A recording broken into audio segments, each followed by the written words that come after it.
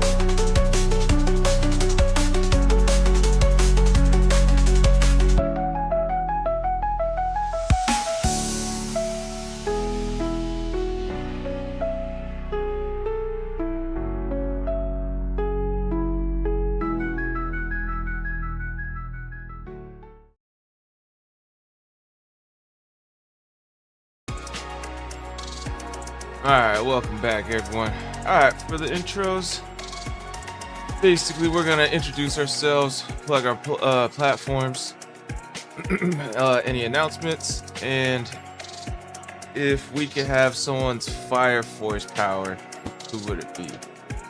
Alright, so I am Squall Rush, gamer, podcaster, anime enthusiast. Let's see.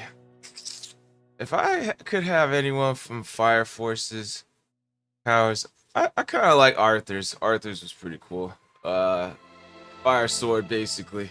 You can control like plasma, heat, and form it into like some sort of lightsaber type thing. That's pretty sick. And announcements wise, no real announcements. No new Pokemon TCG Pocket videos I'm working on.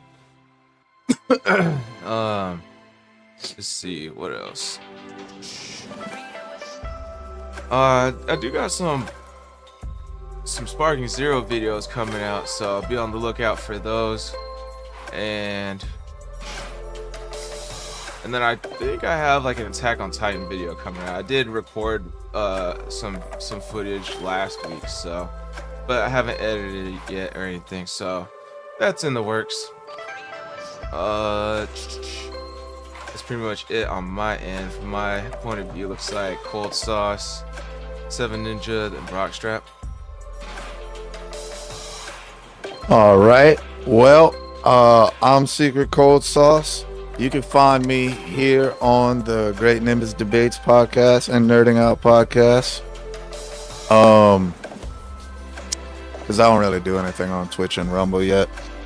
But I'm also a proud new cat owner. His name's Beerus, and he slays mice. That's why I barely feed him, to keep him hungry, so he hunts the mice. But I'm kidding. Actually, he refuses to eat. His bowl's always freaking full. But if I could have whatever firepower from Fire Force, I didn't watch the show, but I like what Squall just said. I fuck with the idea of a fire saber. I'll definitely use that shit. I'll order farm the hell out of that show with a fucking fire sword. Okay. Oh, go. No, that's it. That was You it. good? All right. So I'm 7Ninja7. I'm a ninja connoisseur, anime connoisseur, and gaming fanatic. So no announcements. I've just been streaming lately. I don't think I have anything right now besides I forgot the name of the anime. Anyway, so Fire Force character powers I would like to have. The one that comes to mind the most, even though I do like Shinra's ability to fly, I think I'm kind of a speed guy. I love if I can't be stealthy and I can't be a sniper, I'm going to be a speed guy, but I think out of everyone that I liked seeing, the second lieutenant, what is his name? What is his name? It's not Hanayama. Glasses. The brown-haired. Huh? What'd you say? Glasses? Yeah, glasses dude. I kind of liked his ability more, as it feels more complex. And if he could do that to his own guns, like lessening the damage of his own guns, he can also increase its raw power as well. It's also possible he could affect other people's raw power, and in that way he's an amplifier. And I think that would be pretty cool. He's kind of like a support, basically. But I like his powers. Alright. Yeah, I'm not gonna lie. His was pretty sick. He controls like the heat friction in his bullets, so when he shoots it, he can make it go faster or curve it. Mm-hmm. Sick. It's not as sick as a fire sword, though. Alrighty, Brockstrap. Yeah, let me go ahead and share my screen here real quick. Brockstrap 55. I do a lot of Pokemon stuff. Come check me out on Rumble here. I'm also on YouTube and a couple other places, but primarily those two.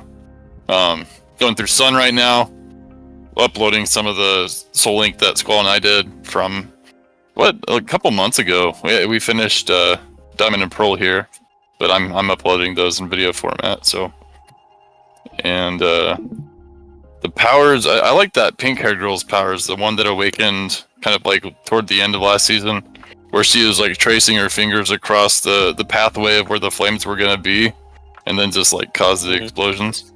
That's pretty neat. So Alright. that's about it. That is everyone. Make sure you all hit them with some follows, please. That'd be greatly appreciated. And without further ado, let's get into the anime segment.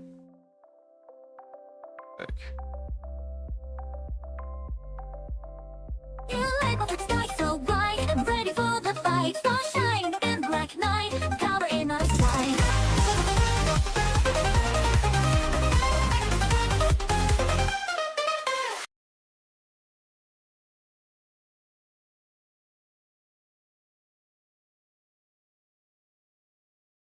Alright, welcome back everybody, welcome back. So if you guys didn't see the title is labeled the Fire Force episode. So today we'll be getting into a little bit of Fire Force. I did just create a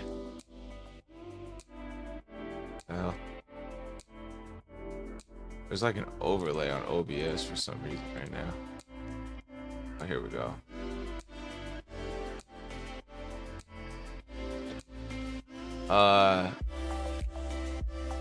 What the fuck? Here we go. So yeah, so we're gonna be talking about a little bit of Fire Force. I'm creating like a little copyright screen real quick so we can do a little watch between us, reaction. since we need to show what's his name? Old Sauce. What A little bit do so I he have to can do? so he can watch some of Fire Force with us and give a little Oh, bit of feedback. let me break out my laptop right quick. Oh yeah, you're on the Xbox, huh? The laptop. Yeah, but I think I can still watch it like while using the Xbox mic.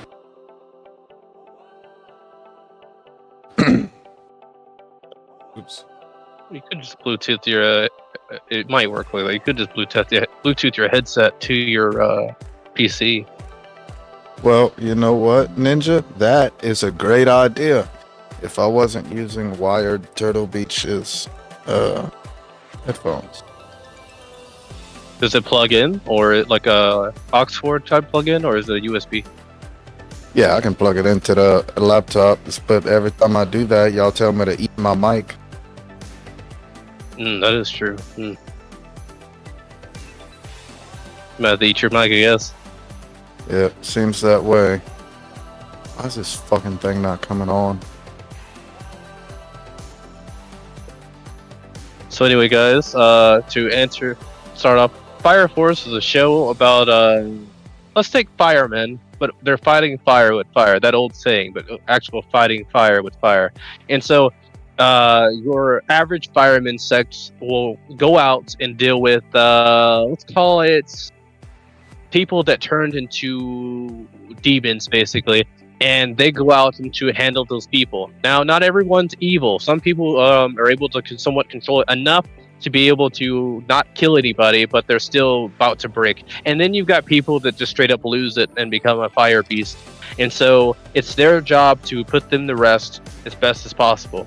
Now, you may be wondering, what's the difference between the guys that use the fire power and the people that have the demon power? I don't know myself. We're gonna have Squall explain that. But, they're different somehow.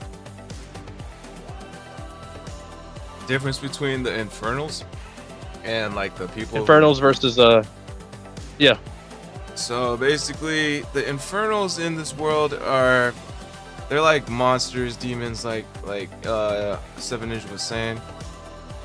People spontaneously catch fire and turn into these monsters that just start attacking and kind of have fire abilities, but they're more. I can't remember if they actually have fire abilities or not, or they're just monsters that just attack with physical hands and claws and stuff. And then they're just like super hot and like set ablaze to a lot of things.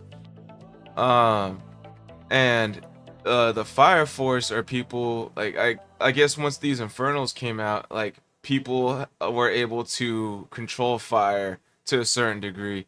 Like I'm not sure what the first generation fire people can use, but second generation fire people, they have the ability to harness fire that's already been created and use them into like have some sort of power.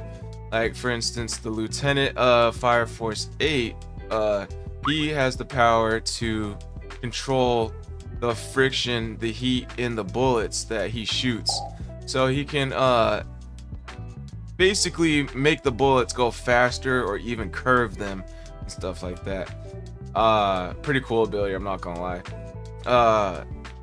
And the third generation fire, whatever they're called, they have the ability to create fire and control it. So the main character can shoot fire out of his feet and kind of use it like whatever the Flame On guy is called from Fantastic Four, and he can like fly fast and like zip around super fast with the fire in his feet, basically. Mostly propulsion, right? Propulsion, like propelling him forward and stuff. Yeah.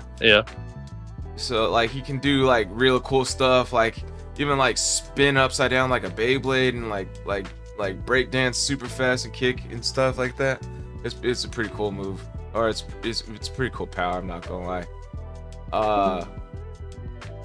And let's see what else. The buddy Arthur, it's like his rival, but they're on the same team. He has the power to create fire in a little trinket and turn it into like a lightsaber or something like that. So that's like the main gist of it. And like the Fire Force people were trying to figure out, or basically they're like the firefighters of this world, but they like Seven Ninja said, they fight fire with fire. So they're fighting these demons called Infernals who are spontaneously catching fire. And they're basically taking them down. And Fire Force 8 was like a new force that was created. There's like Fire Force 1 all throughout 8. Fire Force 8 was tasked with figuring out how these Infernals are being created. So that's the gist of it. Let's see.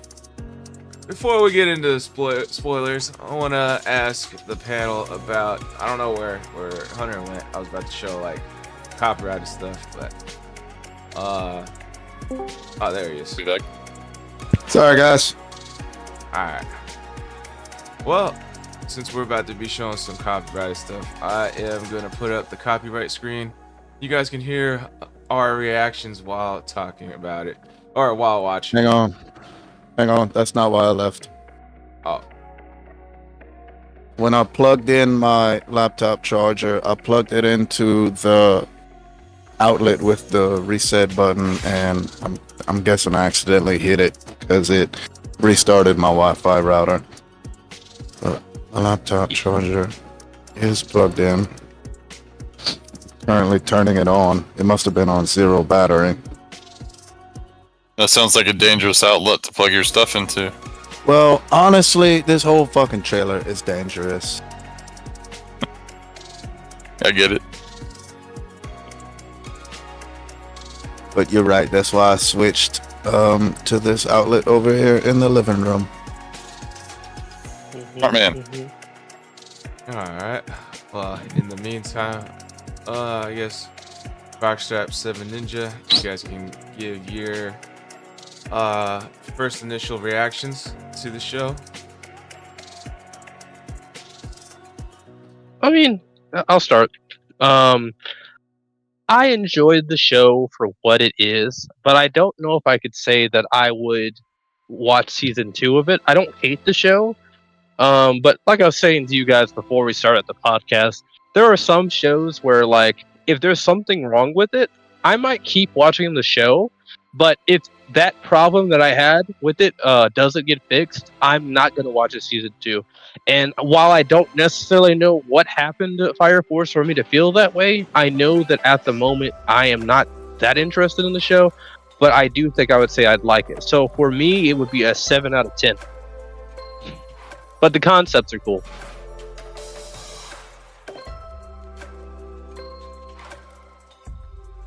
I'd probably give it a 7 out of 10 myself.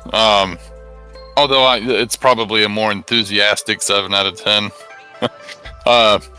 Something about the bad guys being just people that spontaneously combust is kind of funny to me, and also kind of awesome because you don't really see it anywhere else. All the fire powers are cool. Animation's always done pretty well. I wouldn't say that it's slacking on that end. The characters are all pretty interesting. You kind of have like I would say Naruto-esque main character to where, it's not that he has like a demon fox inside of him that the whole town had to fight once upon a time and hate him for it. It's just he was what do they call him? They call him demons. I'm not sure if it's like a different race of people within the world, or if it dealt with how they were born, maybe. But there's a certain sect of people that are referred to as demons, and they also have fire powers. I think most of them, right? Anyway, yeah, there's a lot of intricacies there that you can relate. I also like Arthur, the sword guy that Squall was talking about. Kind of reminds me of Kuwabara from Yu Yu Hakusho, to where he's the hard-headed, kind of dopey friend that just somehow has a sword power. But it's definitely worth a watch. Dude? Yeah, the red-haired dude from Yu Yu Hakusho, with the pompadour. Yeah. They even have weird hairstyles. There's another comparison, right? Arthur's got the little ponytail sticking out the top of his Don't head or whatever. disrespect the pompadour. That is Hey, I like it. hairstyle. I'd like a good pompadour, Johnny Bravo or Groose from Legend of Zelda: Skyward Sword. Whatever. Elvis. But yeah. Anyways, no, it's a pretty good show. I'm definitely excited myself for the next season to come out. I know it's not all the way done yet. I've watched up to the point to where a little bit after he met a particular person he thought wasn't around anymore. So I'll just leave it at that. But yeah, it's a pretty good show. Definitely worth a shot for at least 5 episodes. See if it'll hook you. You watched. It sounds like you watched the full first season. Probably. It was a Yeah. while ago. I Sounds like can't it. quite remember. So season 2 is out, and I believe season 3 is out. I did see like a post on Instagram Threads. Like one guy posted a fight scene from season 3, and he was like, "Why is no one talking about this show? Like the animation is so good in this show." Like I kind of agree. It kind of like everyone was talking about it a lot when season 1 was out, like the first few episodes, and then it kind of died down after like season 1. Like no one's really like talking about it anymore after season 1. Like, What year was season 2 is that? out, season 3 is out. Yeah, was that's that? that. I'm pretty sure. What year was that?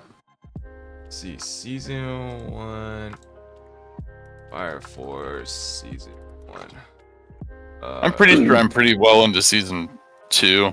The pink haired girl, right? She was like the main person they were trying to recruit or whatever. Before the the spoilers, the kind of a bad guy girl, pink chick. yeah, the kind of a bad guy girl, yeah. Yeah. I love the There- kind of bad guy girls. They were trying to recruit somebody before the other holy sect or whatever, the guys with the cross. They look like Templars to me. Because there was like The two white different flag. forces going after the white. Yeah, they were both trying to go after the new Gen 4 people. Is it Gen 4? Hold up. I thought Gen 4. I thought it was Gen 4. That's how the time stop ability from that person that he thought might have been dead was around. Generation 4 Time refers to stop.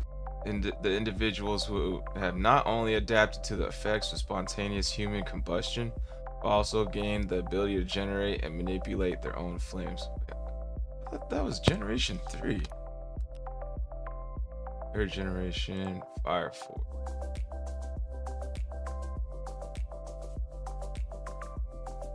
Classification of individuals that have adapted to spontaneous human combustion. Instead of becoming infernals, they awaken the ability to generate. Wait, that's the same shit as the 4. It's all very complicated, but I think there was a fourth. I'm pretty sure I'm past the first season. Okay, if a third generation pyrokinetic possesses an Adola burst, then they can become Yes, a fourth yep. generation.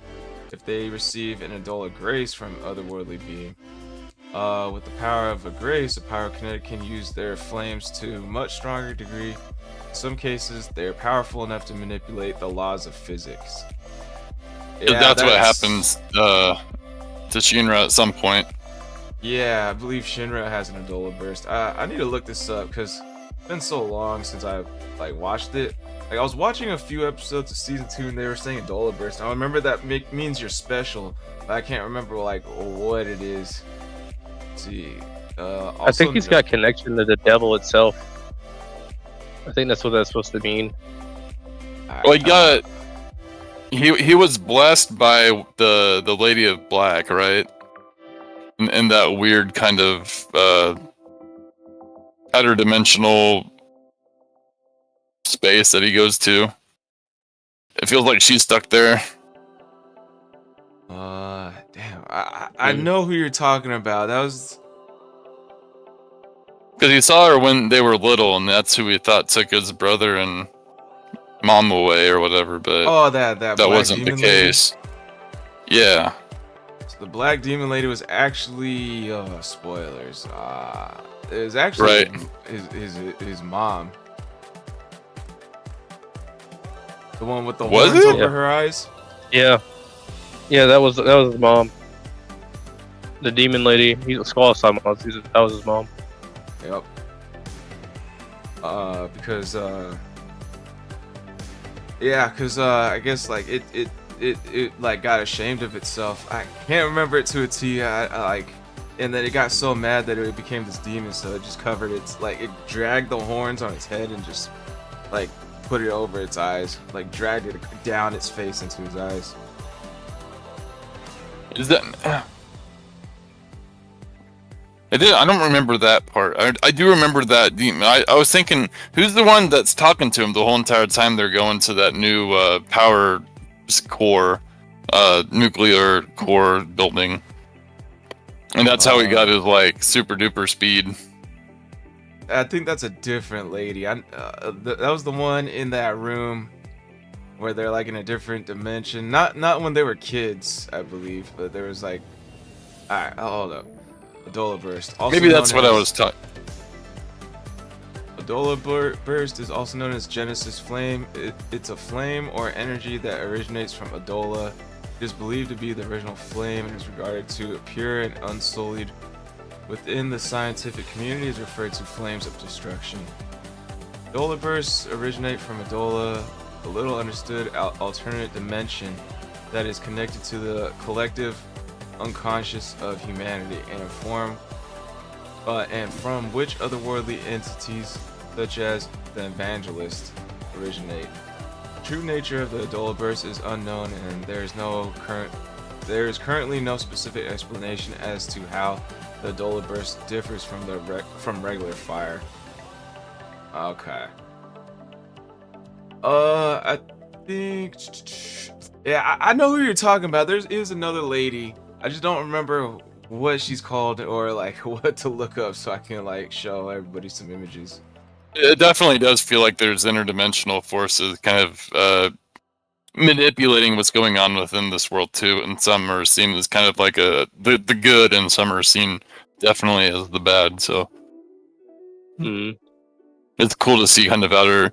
It's an interesting world itself, and then it gains even more kind of cool complexity when you understand that there's outside external forces also in play.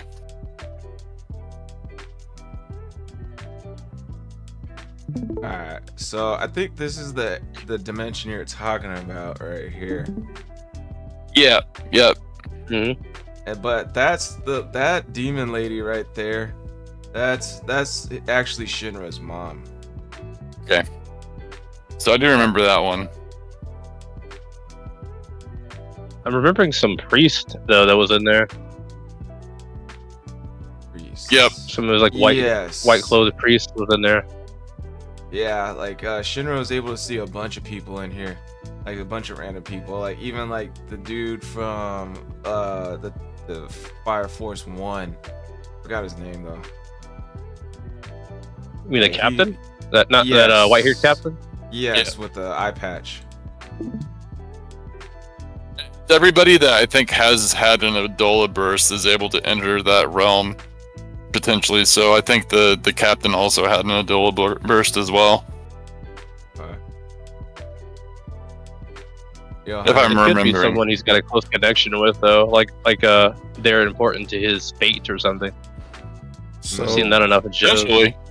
I haven't seen. I've not seen anything to indicate that, but I mean that's not. Could possibly be the truth. fun fact, this is acknowledged by conventional science. This is not like a conspiracy theory or anything. But there are random and mysterious cases of spontaneous human combustion in real life, and scientists have yet to figure out the cause of it.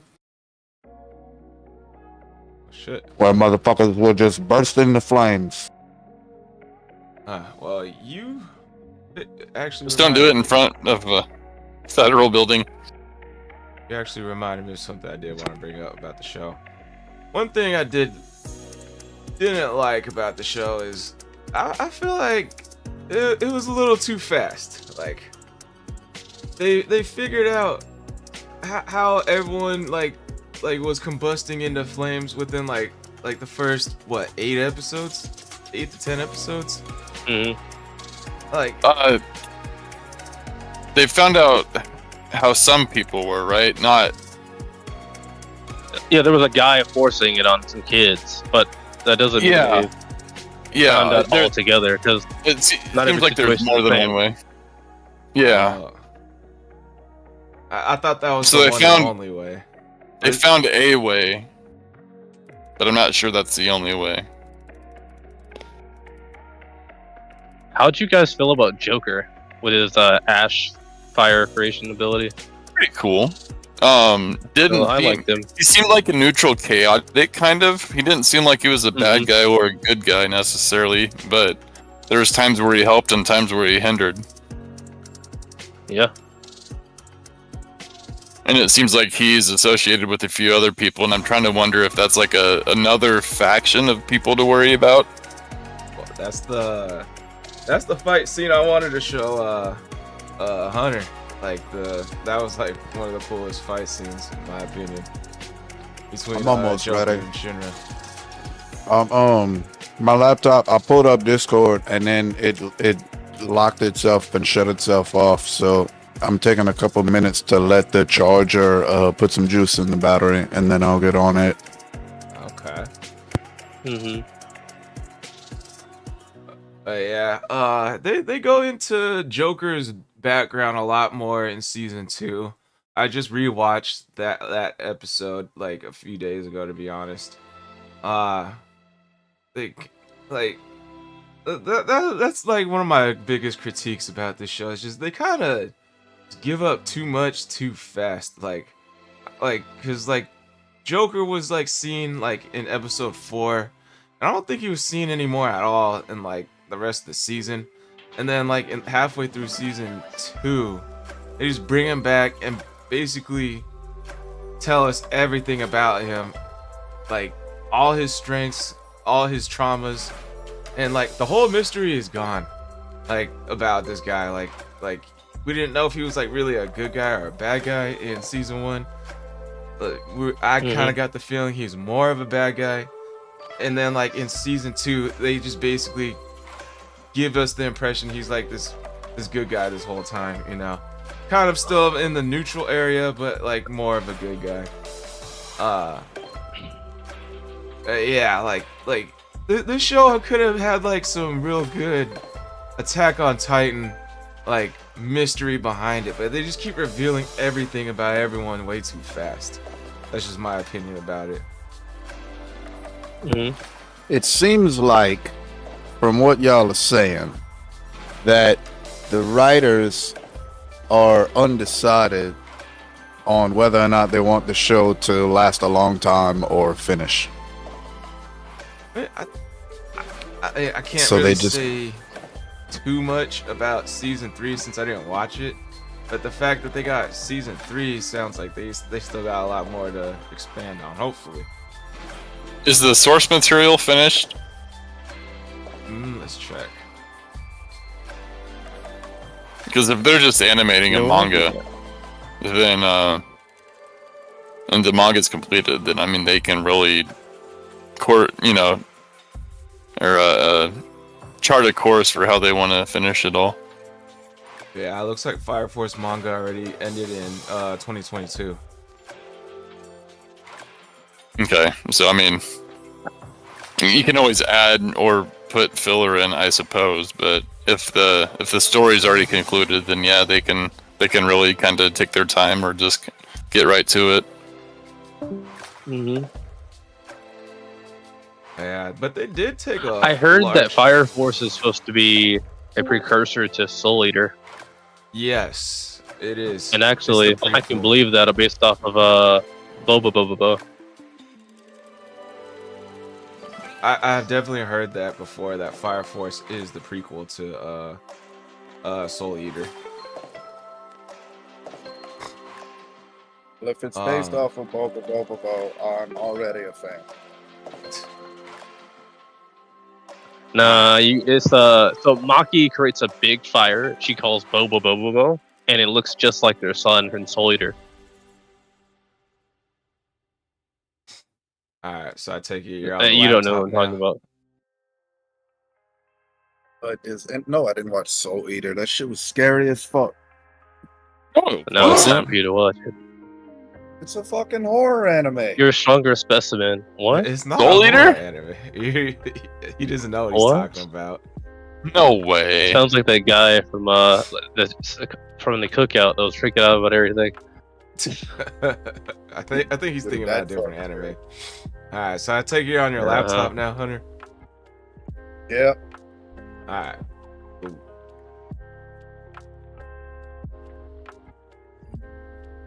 All right.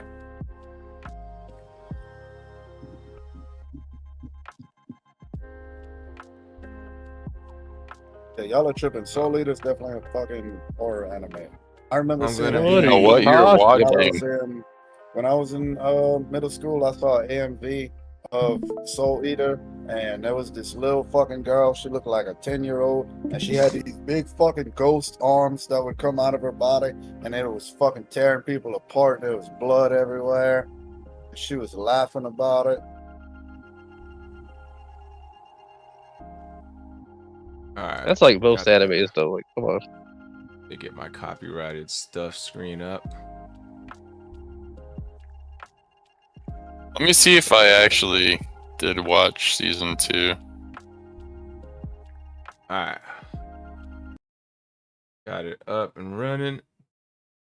All right. Playing the video now. They can still see us, our reactions and stuff. Mm-hmm.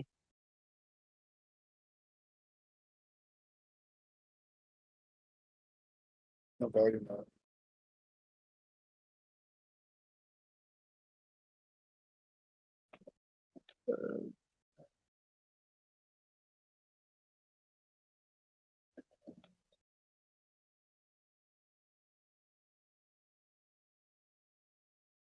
I've definitely finished season 2, so I'm ready for 3 now.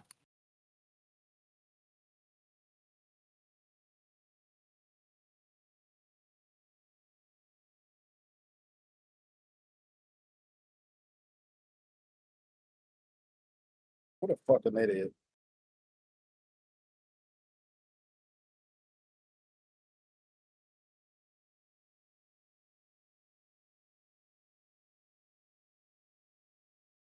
This was actually the episode that made me really like the show. This fight here.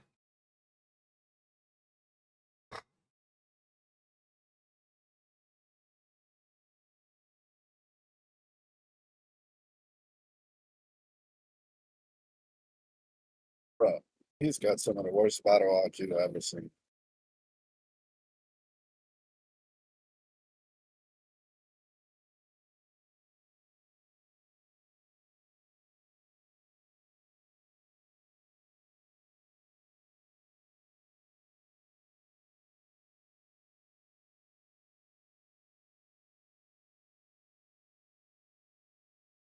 Forgot that he smiles when he gets nervous. Yeah. Yeah.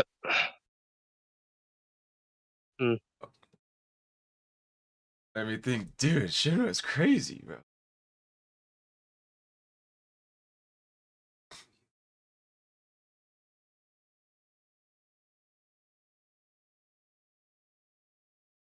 Nani? Bugs.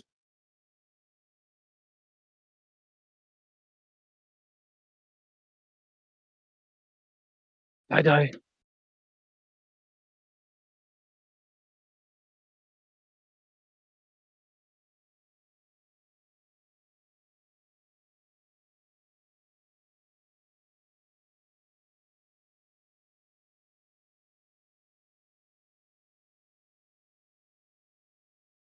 Wait, why did you see the squad 1 captain right there?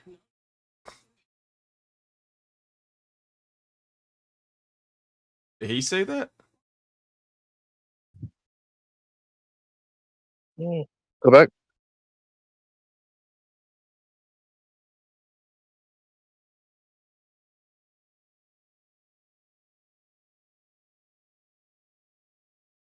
What are you talking about? Like he sees he visions that one captain, the white-haired captain with the eye patch. Yeah, because the white-haired captain's the guy that went. He was on the squad that went to go check out the incident of when he was younger. So the captain was there to say what actually happened, that everybody was dead, that he lied, right? Yeah, So but that's why why did he's thinking he? of the white-haired captain. That was before they met. This is all before he met the captain to go ask him directly.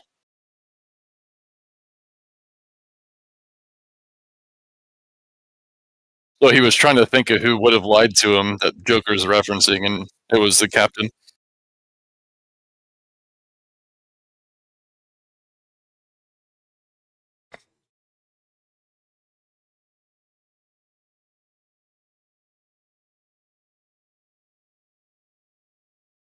That pumper's loud.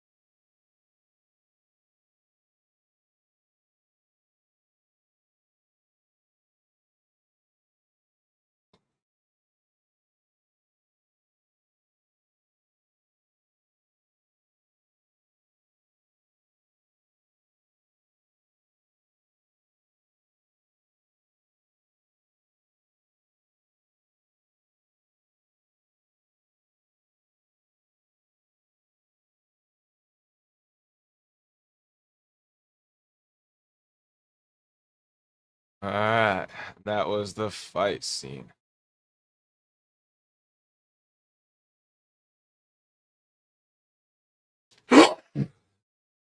What'd you think, Hunter? Typical new school anime protagonist. He has terribly low battle IQ and always batting way above his range. Wait, low IQ and what? Low battle IQ.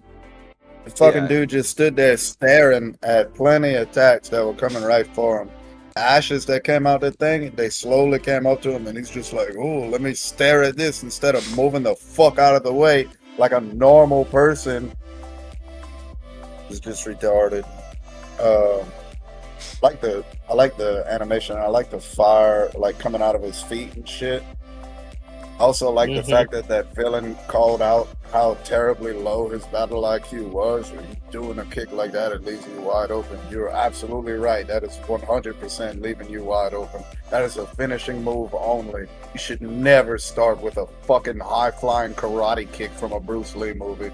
That shit was retarded. Covered immediately though, right? And if he was left wide open, then why didn't Joker get him right then and there?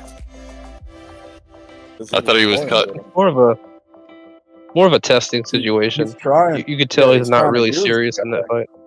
Oh, right, but if I'm going to teach somebody, I I'm feel going like to teach them Joker right would've then and there. Why annihilated not to do the thing they just did, right? Like, hey, you just did this thing. Let me show you why you're wrong. Yeah, I don't think he's really trying to teach him. I think he's trying to use him for something. Like he said, whenever he Oh, started there's asking definitely no all them ulterior questions- motive. Yeah, when he started Joker's asking all not- them questions, it was like, I think dude, you're Joker's very after the intrigued white-haired by me. captain That's what I to some want. degree too, Oh, but he's not Cold going to have Cloud, Mike. access. He's not going to have access to the captain like Shinra would. So I wonder if he's trying to use Shinra's curiosity to get the captain to a exposed spot or something to meet with him that way. They explained Joker's relationship with the white-haired captain all in one episode, bro. Mystery's all gone in a blink of an eye, bro. I think I remember. Forgot that I remember. I remember that I forgot. And I forgot what the relationship is, but I remember that they talked about it. Oh, what a terrible paradox to be a part of. Yep. All right, Well, so guys, from Well, I think it's time we had a very serious conversation about our dad, Brockstrap, here having Alzheimer's. I'm Joe Biden in this shit. man, this isn't early. He still got normal code here. You know the thing, not a joke. I'm being serious here. Come on, man. Look, listen. Hey, that's Obama. Anyways, Fire Force. all right, Hunter, what would It's you all right anyway. would you watch the show after seeing that? Oh yeah, after seeing that, it's definitely does look like, it's good animation and it's really good voice acting, and the story does seem pretty intriguing. So, but it also seems kind of basic too. Like, oh, your brother is still alive, and like I even said it while we was watching it. I was like Dante vibes, Devil May Cry. I gotta stop Cold Sauce real quick. Did you say really good voice acting? Yeah. You don't even know the language. What are you talking about, Cold Sauce? Yeah, it's in sub. It was Actually, in sub that I showed you. actually, What are you talking about, Cold Sauce? actually, I have been watching sub because I have learned Japanese without telling y'all, and I can understand it fully and completely. Y'all Go remember? ahead, test me out. Y'all remember? Use a Google Translate to like audio on your phone into your mic and like type something and hit the audio, and I'll tell you what it says. Y'all remember last Sunday when we did Great Nimbus debates and I remember. Dub Mhm. versus Sub, and Hunter was like, Mm-hmm. "Well, I'm gonna choose the I remember. correct answer, Dub, because to I listen speak in language that English. you understand. Get and I him. And now I stand can English." understand. Get him. You just kept saying I To watch an understand anime, not English. read it. Okay. All right. Get him. Let me backtrack. So I said the wrong thing. What I should have said was it's got good sound management, I guess. Meaning like you can actually hear them along with the action. Like a lot of shows, like when I watch Invincible on Amazon Prime, if they didn't have the dialogue boost, I wouldn't even be able to watch that fucking show. Because everything's loud as a motherfucker, but then they start talking and you can't hear shit. That's exactly why I stopped watching Daredevil on Netflix years ago. Literally, I have to hear these motherfuckers talk for me to know what's going on in the story, and y'all fucking morons got it as the quietest shit in the fucking show. So, yeah, that's what I meant when I said that. Sound quality. It's got good sound quality. Subtitles on for English stuff, just in case I do mishear something. So, if I'm already reading subtitles That's anyway, psychotic. then it's not a stretch to watch. Oh, you're maybe. That's psychotic. If Cold Sauce is calling you psychotic, you need to go see a therapist. Oh, there's no doubt about that. I just don't have the money for it. Let's also pay for it. You know, he's rich. Well, I'll be your therapist. You might come up with more That's it. problems. That's an accident waiting to happen. I'll teach I come up you with the more craft. problems. Yeah, I was about I'll to say teach that you. too, Ninja. That sounds like a fire, to where if you make it worse, it gets bigger, and if you make it better, it also gets bigger. Yeah, duh. It's called Fighting Fire with Fire. It's the premise of this show.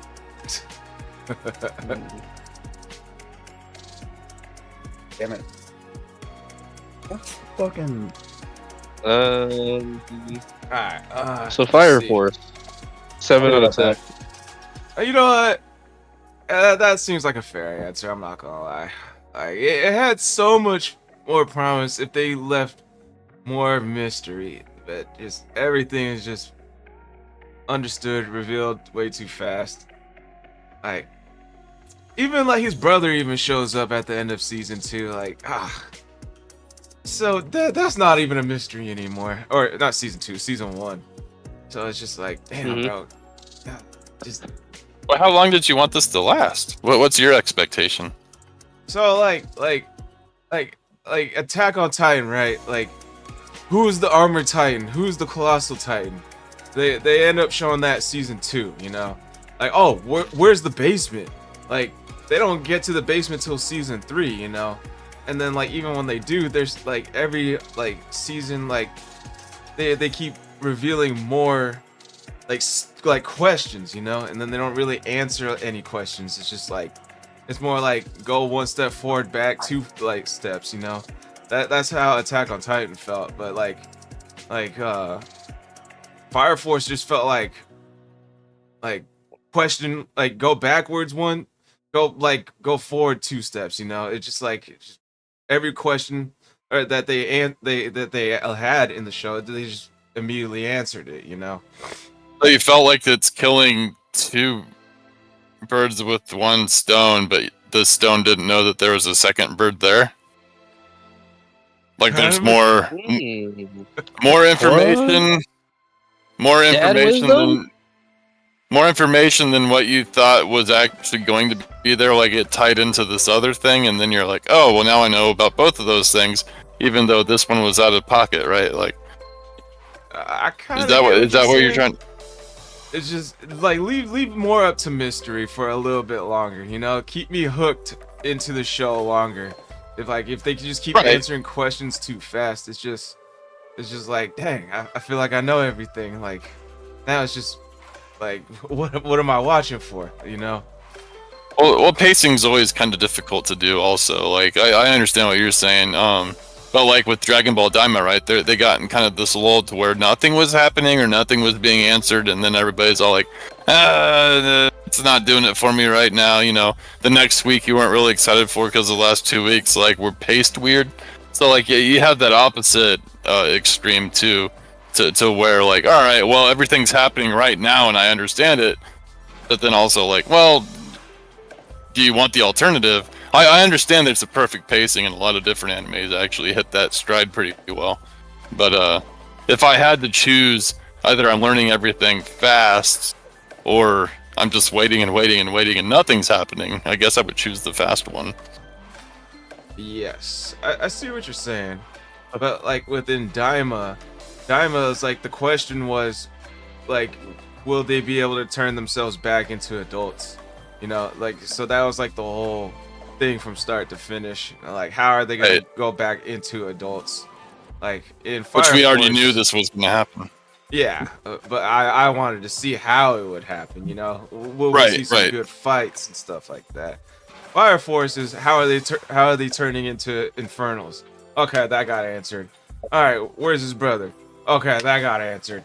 Oh, his brother is a bad guy? Oh no, he's actually a good guy. I'll show him all immediately. All right, so it's like it's just like now like it like after season 2, it's like will he get to see his brother again? I guess, which I don't know. Like wasn't like if show his brother at the end of season 1, don't show how they're turning into like they're turning into Infernals. Leave that up to a mystery still. That would have been good for me, you know. That would have kept me hooked.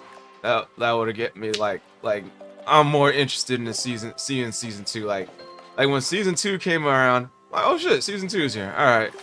I watched all the way like halfway through the season and I just kind of like forgot about it, you know. Like I'll still go back and watch it, like finish it off. It's like a cool show, don't get me wrong. But like I'm not as excited to see it as like, let's say, Attack on Titan when a new season drops. You know, I was watching that shit like every week, like on a weekly basis. You know, I have to keep up. Stop yourself. I feel like it would have been better if like Shinra would have seen his brother like early on but didn't know it was him because he looked so different from like when he saw him as a baby. And so like maybe he meets him a couple times, they have that kind of pause where it's like, don't I know you? But then like you know, he shoots off because he's like a separate Fire Force team, and so they're and it's being hidden by the white-haired captain, and so he's like he's seen his brother but he doesn't know who it is. And so then your big reveal that is his brother could be like season 3, and they done had a clash like Dante versus Virgil. It could have been something special like that. For it to happen in season 1 with so many other things being revealed, even in the quality of the reveal is kind of a problem. But I feel like one big reveal per season would have probably been a good idea, and some of them should have been pushed back or reordered. I am your brother. Stupid.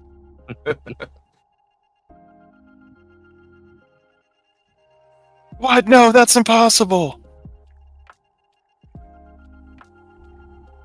Hot sauce. All right, let's get final thoughts so we can move on to like some of the other segments. So final thoughts from me. I don't get me wrong, I might be hating on like the pacing and like them revealing it stuff. I think it's still a very enjoyable show at the end of the day. You know, like it's not terrible story what was that one the Super Cube? But it's good enough to like it'll suffice. If you're trying to watch some anime with some decent animation, some decent story writing, like there's even some parts in the show that have some really good animation, like some fire animation that's gonna keep you hooked if you're into that type of stuff. Story could be better, but it's not terrible. So I think it's if you got like nothing else to watch and you're looking for something, Fire Force is the one for you. Definitely. you've ran out all the other ones. Even if you haven't run out all the other ones, it's still a good one in like this decade. It's like I give it a solid C plus B minus ish area. I feel like I'd call it a safe anime. You know, like if you wanted to show someone new to anime. Oh, You're talking about that one chick, but overall, it's a pretty safe anime. It's not just her. Hunter, you There's a love couple- that chick. There's a couple of risky scenes in there for I would recommend it to my 18-year-old friends, which I have none because I'm old and am a dad. That's not true. You're friends with my little brother Blaine. I mean, I've seen him on a podcast like 3 times maybe. Played Fortnite once. I don't think Blaine's 18 yet, but I think he's older. Hey, Cold Sauce, you're not eating your mic. You need to put it in between some pieces of bread, put some seasoning on it. You know, Some Chef Boyardee. put it on the grill. Anyway, I don't know why y'all keep calling me a bird and everything. Y'all are like, oh, hold on, you would like this case for this girl's skirt rides up and shoot with daddy. They're green, they're budget, they're shiny. I don't get why Do y'all hear that? Must be the I wind. hear it. I can kind of hear. I have to push my earbud in real like close to my ear so I can hear him. Alright, I'm about to switch back to the Xbox. All right. All right. Well, hang on, not yet. I got one more. We're gonna react to some Doom stuff because the game is we're gonna talk about for a little bit is Doom, and like I actually didn't look up anything about Doom, so we're gonna do the same deal and watch some stuff, some copyright stuff. Play the trailer for the new one, because I have a theory on Doom based off of Okay. that trailer, and Ninja hates it. Okay. Okay. Yeah. I don't know which one it is, but I'll ask you which one it is. All right. I'm assuming Doom the Dark Ages. Let's Gonna get be right back. All right. Well, Seven Ninja, Sorry. give your final thoughts, and then we'll move on to the gaming segment part. Okay. Okay. So 7 out of 10 for me. Pacing could have been a problem, but honestly, I don't know. I'm not really entirely sure why I just stopped watching anime. But for me, I don't know. Whatever it was didn't have enough of that oomph that made me feel like I really want to come back to this anime. And so maybe it was that it had some similarities to Naruto, but I've never been a kind of person that was unwilling to watch a show because it had similarities to Naruto. So I made it to season 1. I would say for if someone's new to anime, maybe not someone below 18, but just someone who's new to anime, but is willing to check something out, Fire Force is a safe bet. I think maybe they're even firemen enthusiasts. They might be interested in that. A fireman expert might have some understanding of how some of their tools work as well. So we could see something with that. Who knows? But again, 7 out of 10 for me. I wasn't really feeling it, but I could recommend it to someone. All right. You said someone under 18 shouldn't watch it, or you said Above, even under 18? I recommend it to someone of 18. You could probably go like, because I think I watched this anime.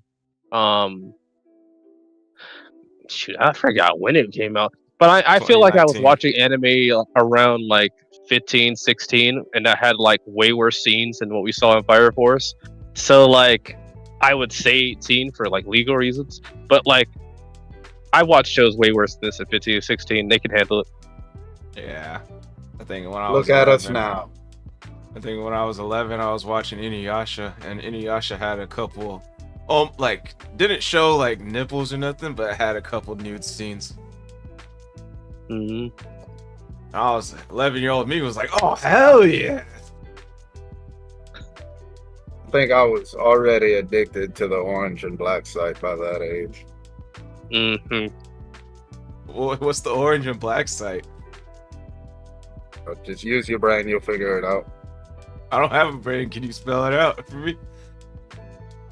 Yeah, I can spell it out for you. Spelled Pornhub. There you go. That's the fucking one.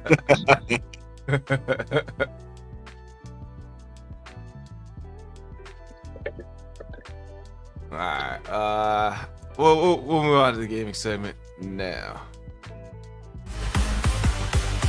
Fight for the light, till the dolphins glow. Fight for the right, feel the power flow. Fight with all our might, and the truth will show.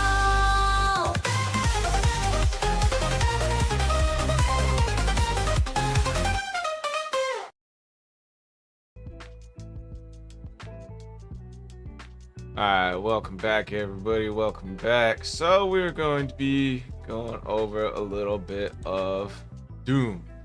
Which Doom in particular is it called? Is it the new Doom? He's probably talking about Doom: The Dark Ages. Doom Dark Ages. Is that the one? It's a trailer that just came out. So just look for the most recent trailer. Let's see. There's one 2 weeks ago. Yep, there you go. That's the one. Available May 15th. So the game's already out. Yeah, watch the trailer. Alright. Alright, cool. Brockstrap's back. Perfect timing. Alright. Perfect timing, Brockstrap. We started the gaming segment. So I'm gonna share this screen with you guys. As a parent, you start to get weird suspicions when things are a certain way in your house. And luckily, I was right and caught it. It's too quiet.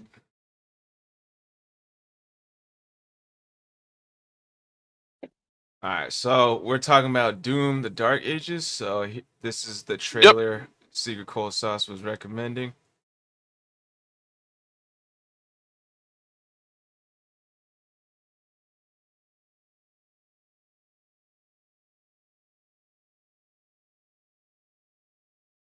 Let the volume just go low. Volume's low. Yeah, it was like loud and then it just went low. It's still loud for me. Let me back out of the video and you'll come back to it. Maybe. Alright, let me know when you're back in. Okay, I'm back in. Alright. Sorry, it's loud again. It went away. Hey, it doesn't matter. I'll be alright.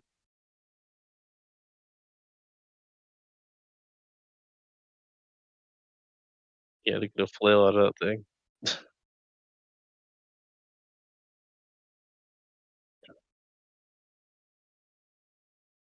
Uh-oh, Secret Cold Sauce left. Oh, there he is.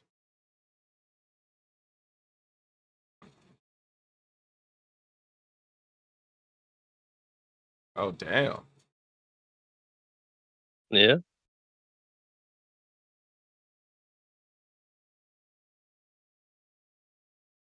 Damn. He always like this? With multiple weapons and stuff? Yeah. 100%.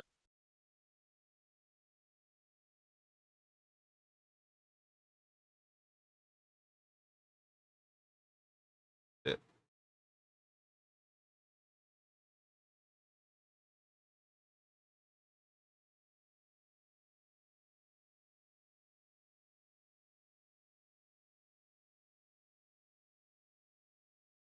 I keep trying to speed run destroying my charger.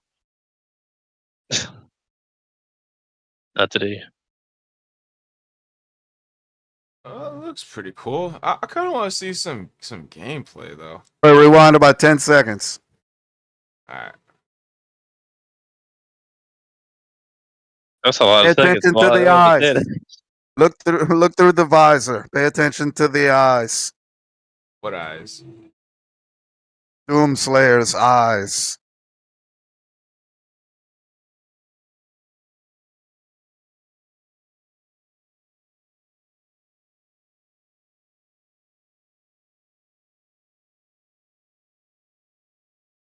You saw that? You saw that? Get a close up on those Cold eyes. sauce. That's not a woman. That's a A man. woman. Look at those eyelashes. That's not That is a fucking woman. I know a goddamn girl when I see one, Ninja. Doomslayer's a I've fucking seen the chick. game. Dude, I used I've to have seen the girls game. that were fucking jealous of my lashes. What are you talking about? That's a girl. Cold She's even Sauce, I've got seen the girl game. armor. Her stomach's That's a exposed. man. She's got a fur collar. That's a fucking girl, bro.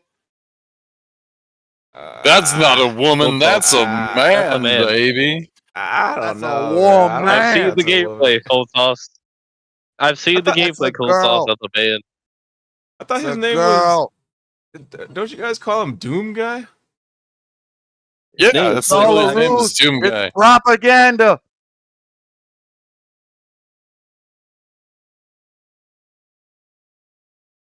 Oh man, he's Captain America now. She. Nah, I'm not. I'm not going along with that. Yeah, bro's Captain America.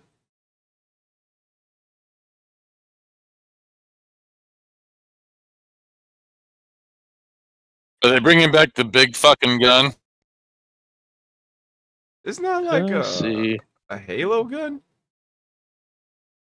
The BFG? That may not be the BFG. No, that's not the BFG. That's a chain shotgun. It's not this one. Oh, Yeah. that's kind of cool. Big hat with a BFG in there, though. I think. Oh, I think it's a crossbow or headshot. something. Well, the BFG used to be in the original Doom, and then I know they brought it back on either 16 or on Eternal. That's its actual name, BFG, big fucking gun. Yeah. Yep. hmm Yep. Oh, shit. It's The- Jin. Whenever Xbox was making their two guys, they drew directly from Doom Guy. They made Master Chief. He was inspired by Doom Guy, and they leaned all the way into the military aspect of it. And then when they made Marcus Phoenix and Gears of War, they leaned all the way into the heavy metal aspect of it. Heavy metal. Yep. In what regard? You ever watch Metalocalypse? Oh, yeah. I rest my case. Unless you didn't Not to arrest quote your me. kid. You didn't quote me there. How is Metalocalypse supposed to be tied to Marcus Phoenix and the Gears of War? Blood, chainsaws, and badassery, baby. Right, but I assume heavy metal you refer to the music, not like. The lifestyle. Alright. All right. So that's Doomslayer. Every game is pretty much like this, like Doom 2016 and up. Pretty much just like this. Huh? Honestly, though, so like they took away his ability in Eternal to just straight up swing on a dude and kill him. You have to get him weak now in Eternal. But like in 2016, like they gave you a chainsaw, but his hands were crazy. I'm talking about like you could go around the whole game just start pulling things apart, no problem. This guy uses guns for fun. I'm gonna put it like that. Girl, Yeah. This girl uses guns for fun. Which Yep, is let's exactly do it. what girls do. Alright. Cold Sauce is awesome. The sauce. Yeah, I think I only played one Doom game. It was like one of the old ones from like Super Nintendo, I believe. Where the graphics were all pixelated. The one that came out in 1996. I don't know what year it came out, but it did look like a 90s game, like an early 90s game. Played one similar to that called Marathon Durandal, which I think might have been a precursor to the Halo series that was made by Bungie. I think. Marathon is. Marathon Yeah, is. kind of the I same know that like style. I know that like this is also connected to Wolfenstein. I think the Doomslayer is a grand or a descendant of the Blazkowicz, the main character of Wolfenstein.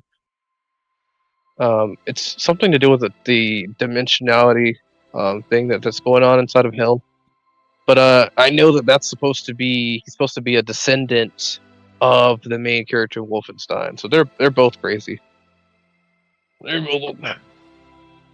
She. What? Alright, so what do you guys think of the new Doom? I think it looks really fun. I'm excited not something about I the pick fact up that immediately, they're gonna but I reveal look- her to be a I girl. like it. I plan on playing because of this one, and I've always wanted to play the others. But I was going to eventually get all of the Dooms. Eternal came out. There was big hype around Eternal. I played a demo of 16, and I really enjoyed the demo I played of 16. And Dark Ages, like Doom and like medieval shit put together. That's like a dream made in heaven. Hopefully, so I plan to get all three and play it. It's looks pretty neat though. I'm especially excited about Eternal, but my brother told me to play 16 first, then the new one, Dark Ages, and then keep Eternal to play it the last. Not because it's chronologically in that order, but he's just telling me gameplay and expectations of the games. From what he's played on Dark Ages, he said it's not as hyped up as Eternal was, but he like 100%ed Eternal, but he said something that kind of made me a little sad on Dark Ages, though. He said Mick Gordon didn't return for any or much of the soundtrack at all, which was the whole thing about Eternal, was like the sixth chord, just like heavy metal while you're slaying demons and ripping and tearing, right? You got like just that heavy metal like in the background, just pumping you up, and yeah, it was like a soundtrack with the free game, but I guess he's not returned for this new one, so we'll see. I mean, I've heard the DLC's music. I mean, it's not Mick Gordon, but it has its own charm, I would say. Like, Are you talking about Eternal's DLC? yeah, Eternal's DLC. Like, I was its hearing music, some of that too, and it was it's pretty good. good. Yeah. So, I mean, I trust if it's the same artist from the is it? I keep wanting to say the Altar Gods or whatever, but if it's the same guy from the DLC, like I trust him. He's pretty good. Okay.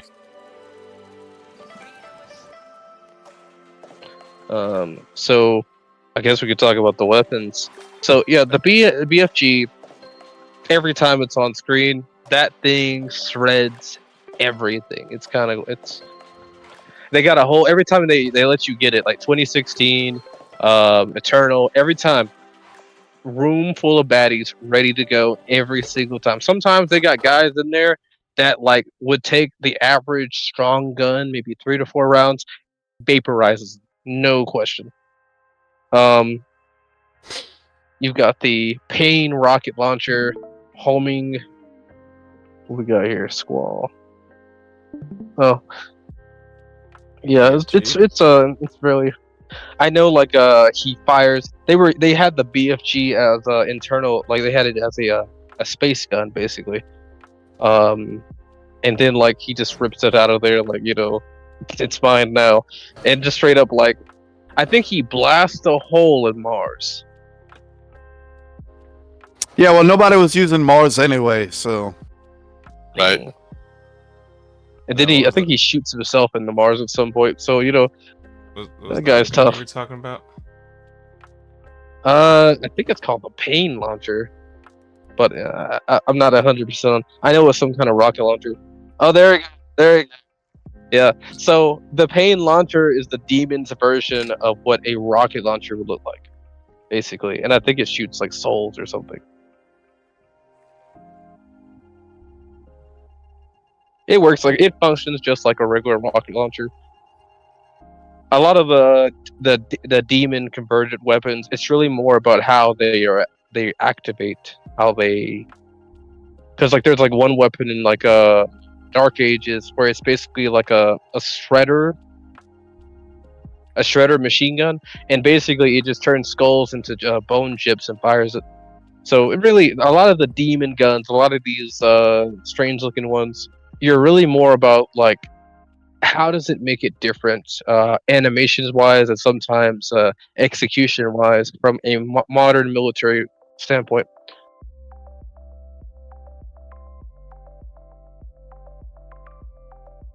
Sounds awesome.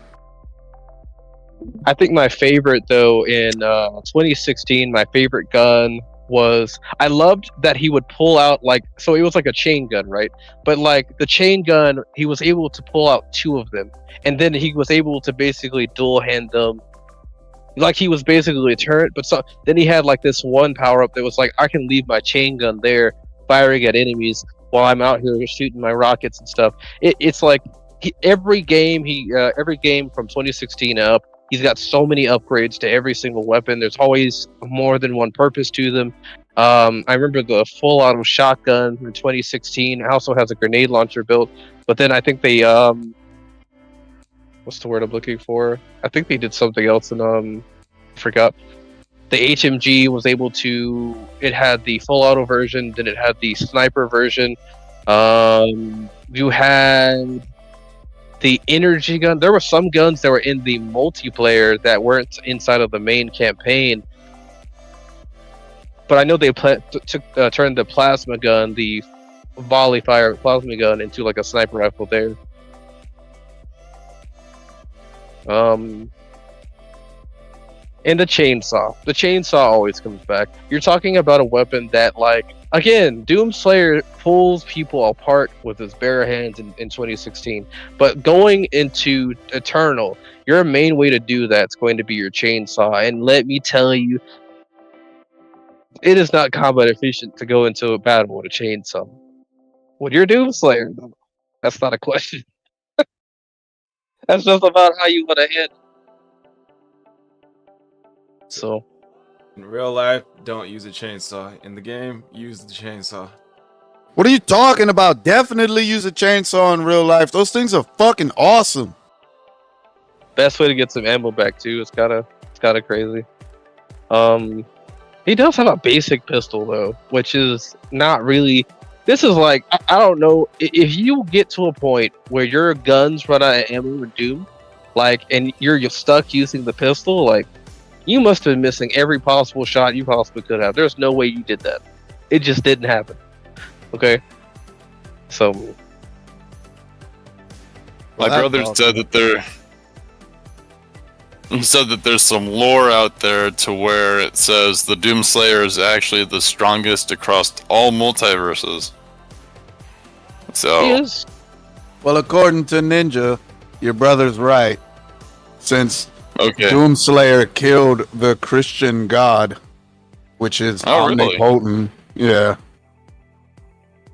But my buddy Terry was telling me that there are pre-primordial beings, or I don't know, something before and more powerful than the omnipotent god from the Christian religion in the lore of Doomslayer. So it's just bad writing, honestly. We're Interesting. good. Yeah, that He But, kills the creator of that whole, like, the universe of, like, so the hell, which is like infinite in scale, and then you have like our whole creation itself there was created by the Voth, who created the Christian god in that world.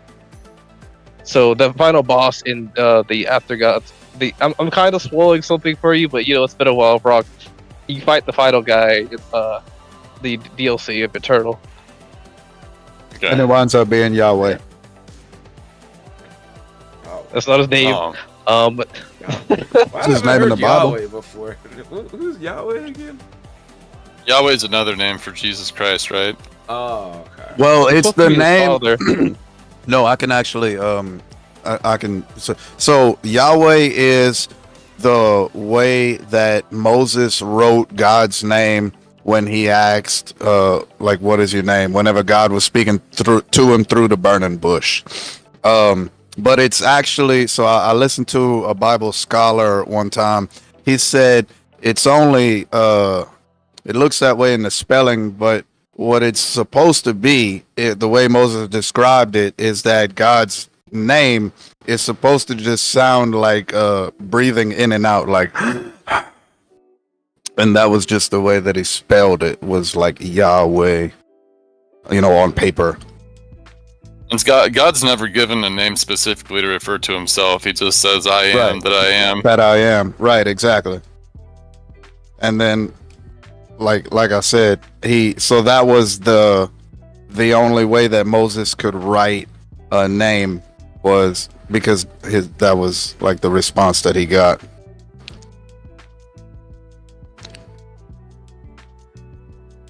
All right. But they have they like different Christian religions have different names for God. Like I know the Catholics use Yahweh, but obviously Jehovah's Witnesses, they use Jehovah because they don't use the J as like Americans do. But yeah. All right. Well, I mean, I do remember you and Seven Ninja were you were asking Seven Ninja a bunch of like, all right, Doom guy versus this guy, who would win? Questions. Yep. And we continued that conversation later on after you left. Yeah. And that's when Actually, Ninja Doom told Guy me beats all this everybody. stuff. But is he There's as only bad of a one dad guy as I'm Goku is? unsure of.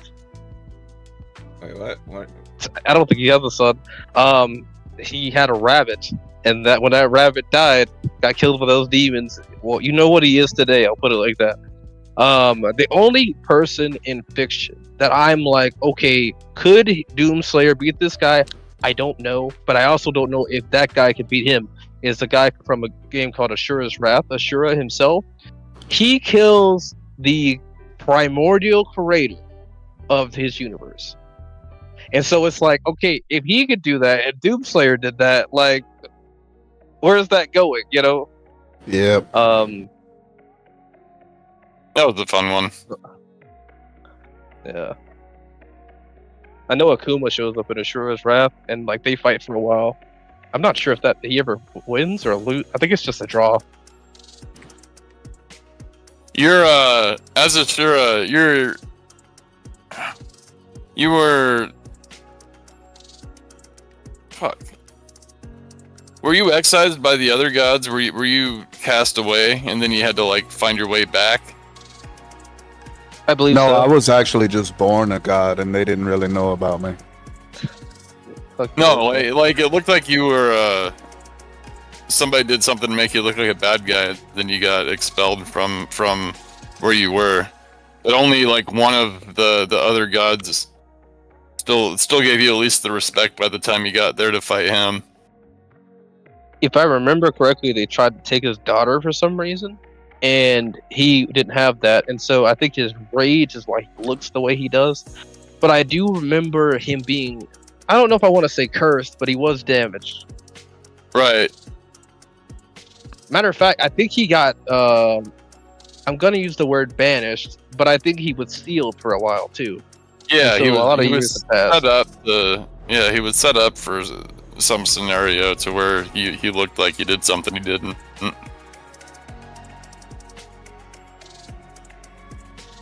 Yeah. That was a crazy game. Yes, it was. So, yeah. All right. You want to move on to gaming news, or? Yeah, we can move on. To Hang on, gaming before we and do gaming that. news. What's up? No, I'm just saying, like, make sure you read the chat first. Yeah. I just hit send. But yeah. Yeah, we could talk. We can go over that. All right. Next, the last segment starts now.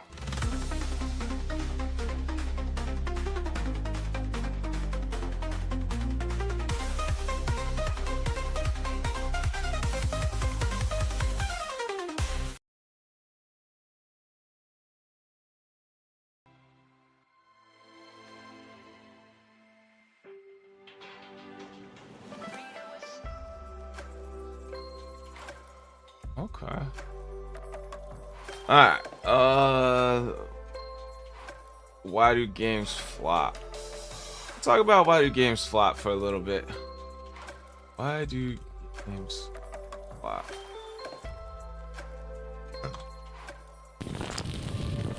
Alright.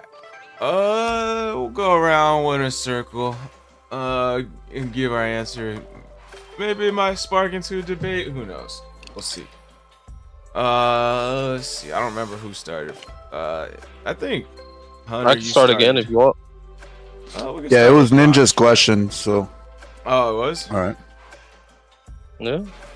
Well, okay. So I'm gonna take it from a game called Anthem. So Anthem's biggest issue. Some say that it's because it's a live service game. I would say it comes from this idea that they were trying to get above the fear that people have when it comes to EA is that it was always a money grubbing game. And I believe that's why they wanted to go with the let's give a year's worth of DLC and people will like us because of that. But the problem is that they didn't have a lot of content from the very beginning.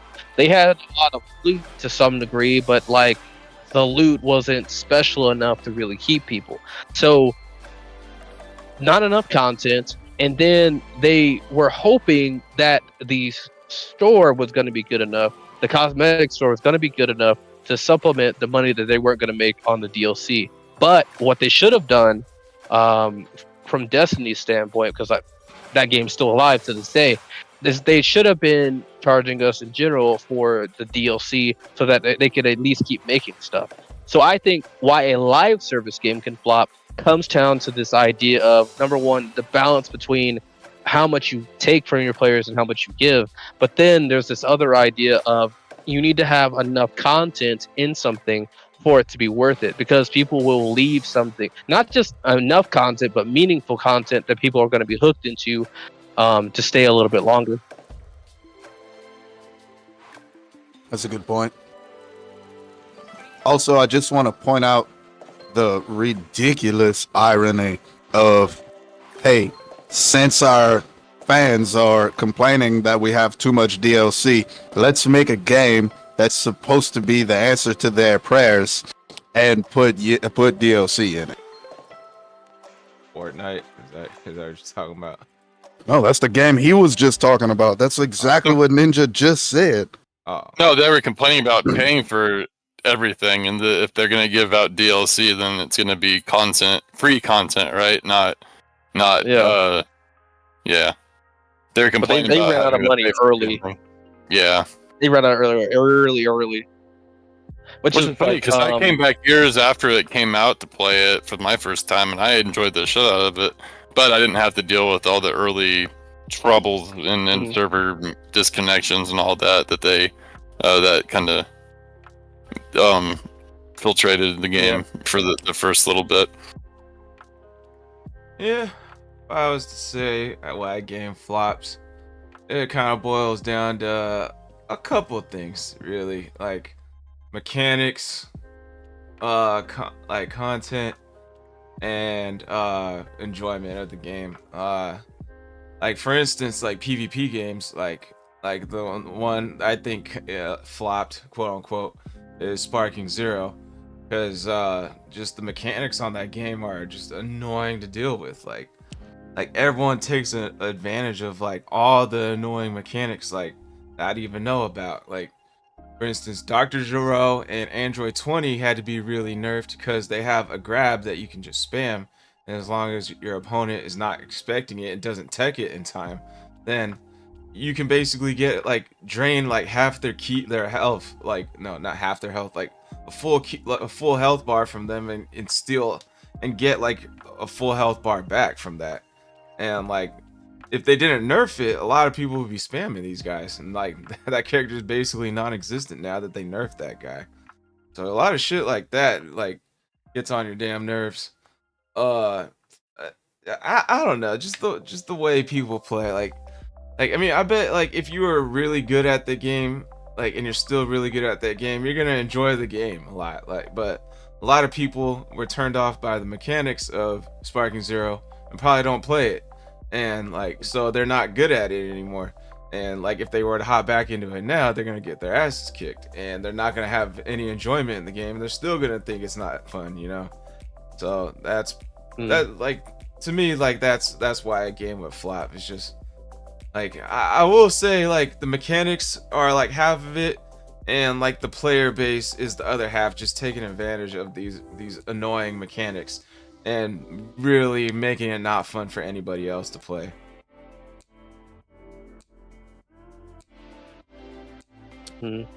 So, not having balanced, fair, play. Yeah, pretty much.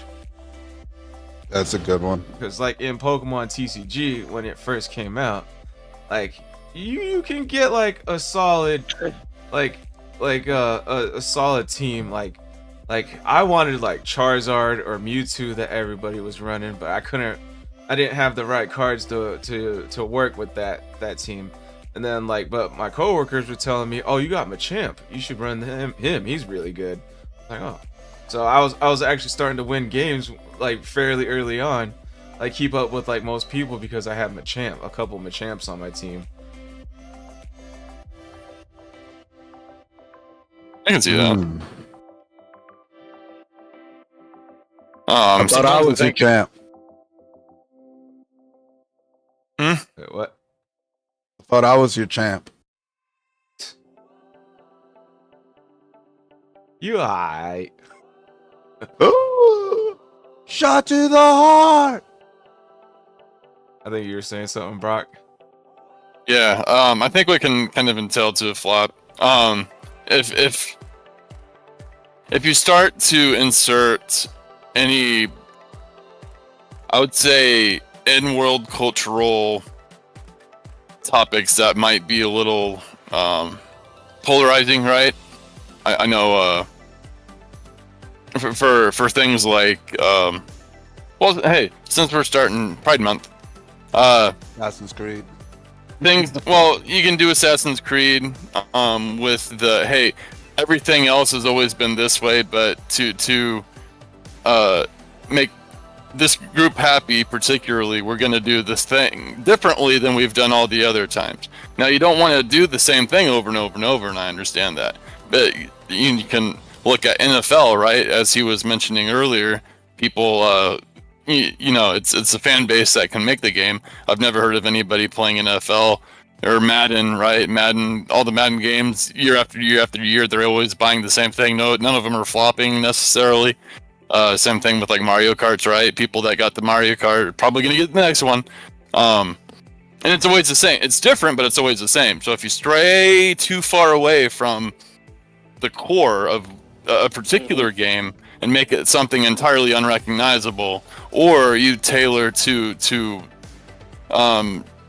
cultural aspects that don't even get into a game, right? If I'm playing a game, I want to disassociate. I want to get into that game. I want to play it for what it is, not have to be lectured vicariously through a game on how I should start thinking about things that pertain to the world itself that I'm trying to escape for the next hour or so. So you don't want to like functionally change a game to where it's not the same anymore. If I'm playing the next Zelda, right, I'm expecting the next Zelda. Things can be different within the game, don't get me wrong. Again, they switched the whole formula up from Skyward Sword to Breath of the Wild, right? And then all the mobile games are not mobile, but the handheld games are all even different than that. But it's all the same feel. But I don't know.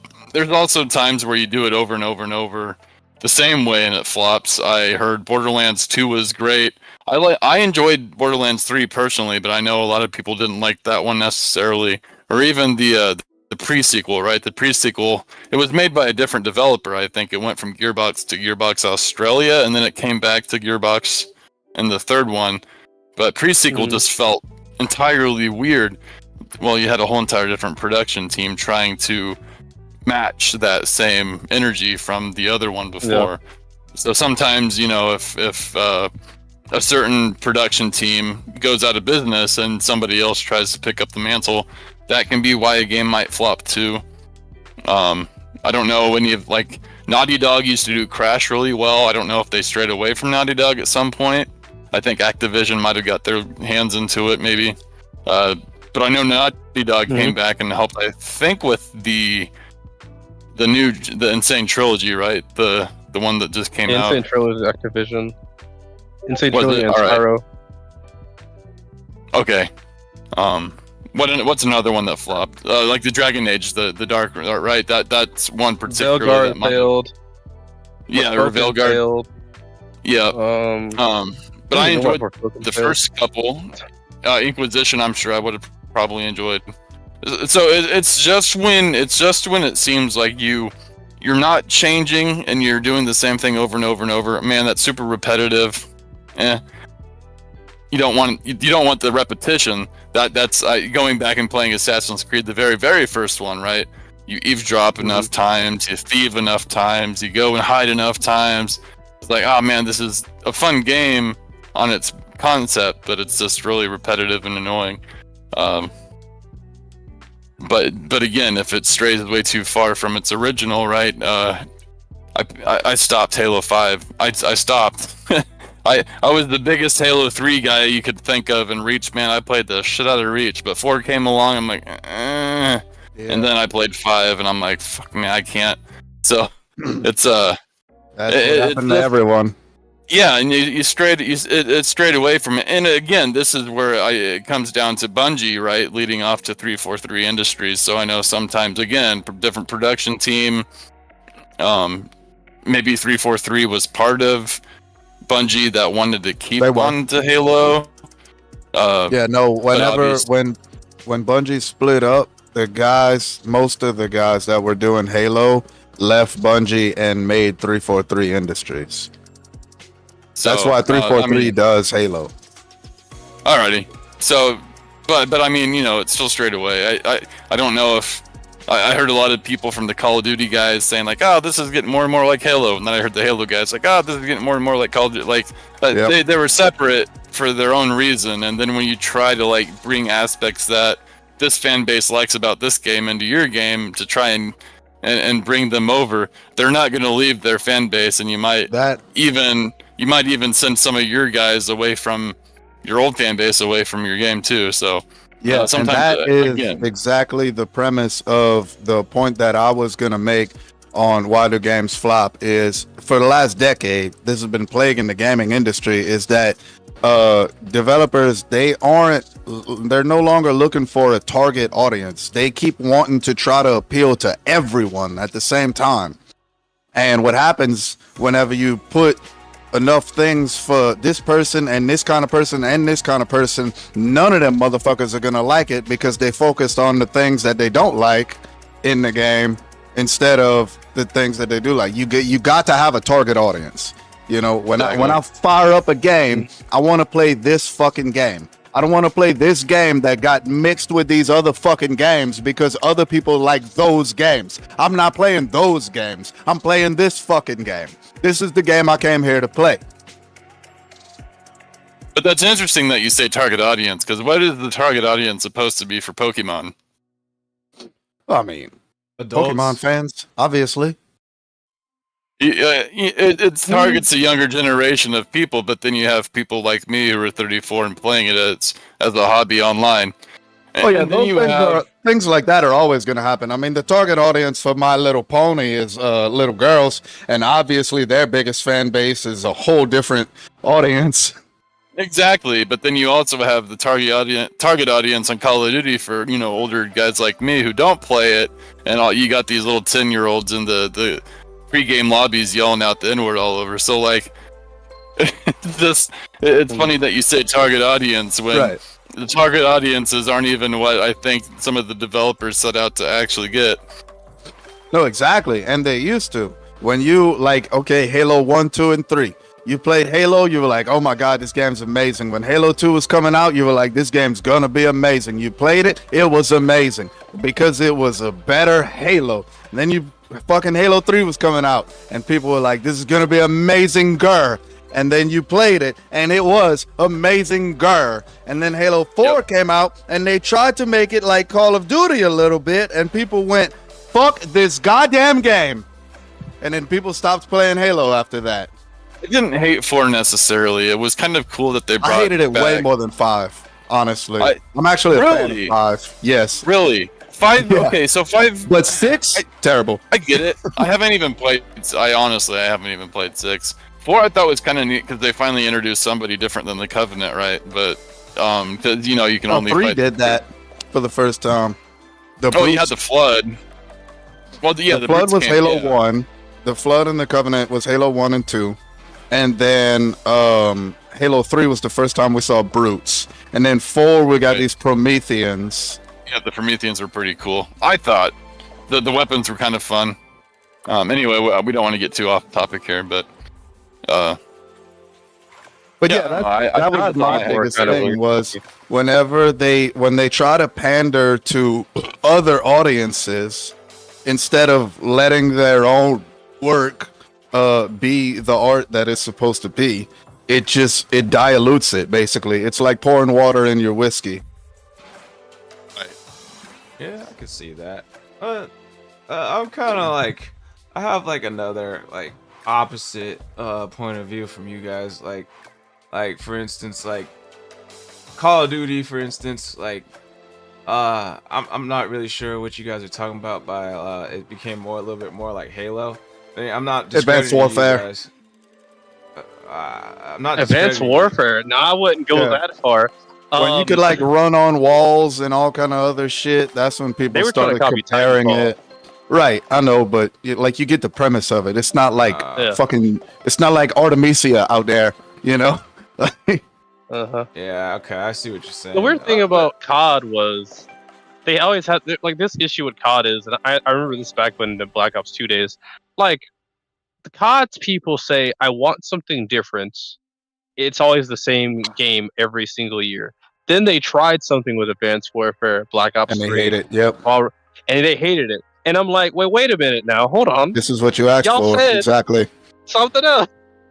Exactly. And you know what, Ninja? The same exact point can be made about Halo 4 because people were bitching about Halo 4. Oh, what the fuck? You get to sprint now or you get to go in a prone position now? Motherfucker, I've been asking for both of those things since Halo one. Don't bitch about that.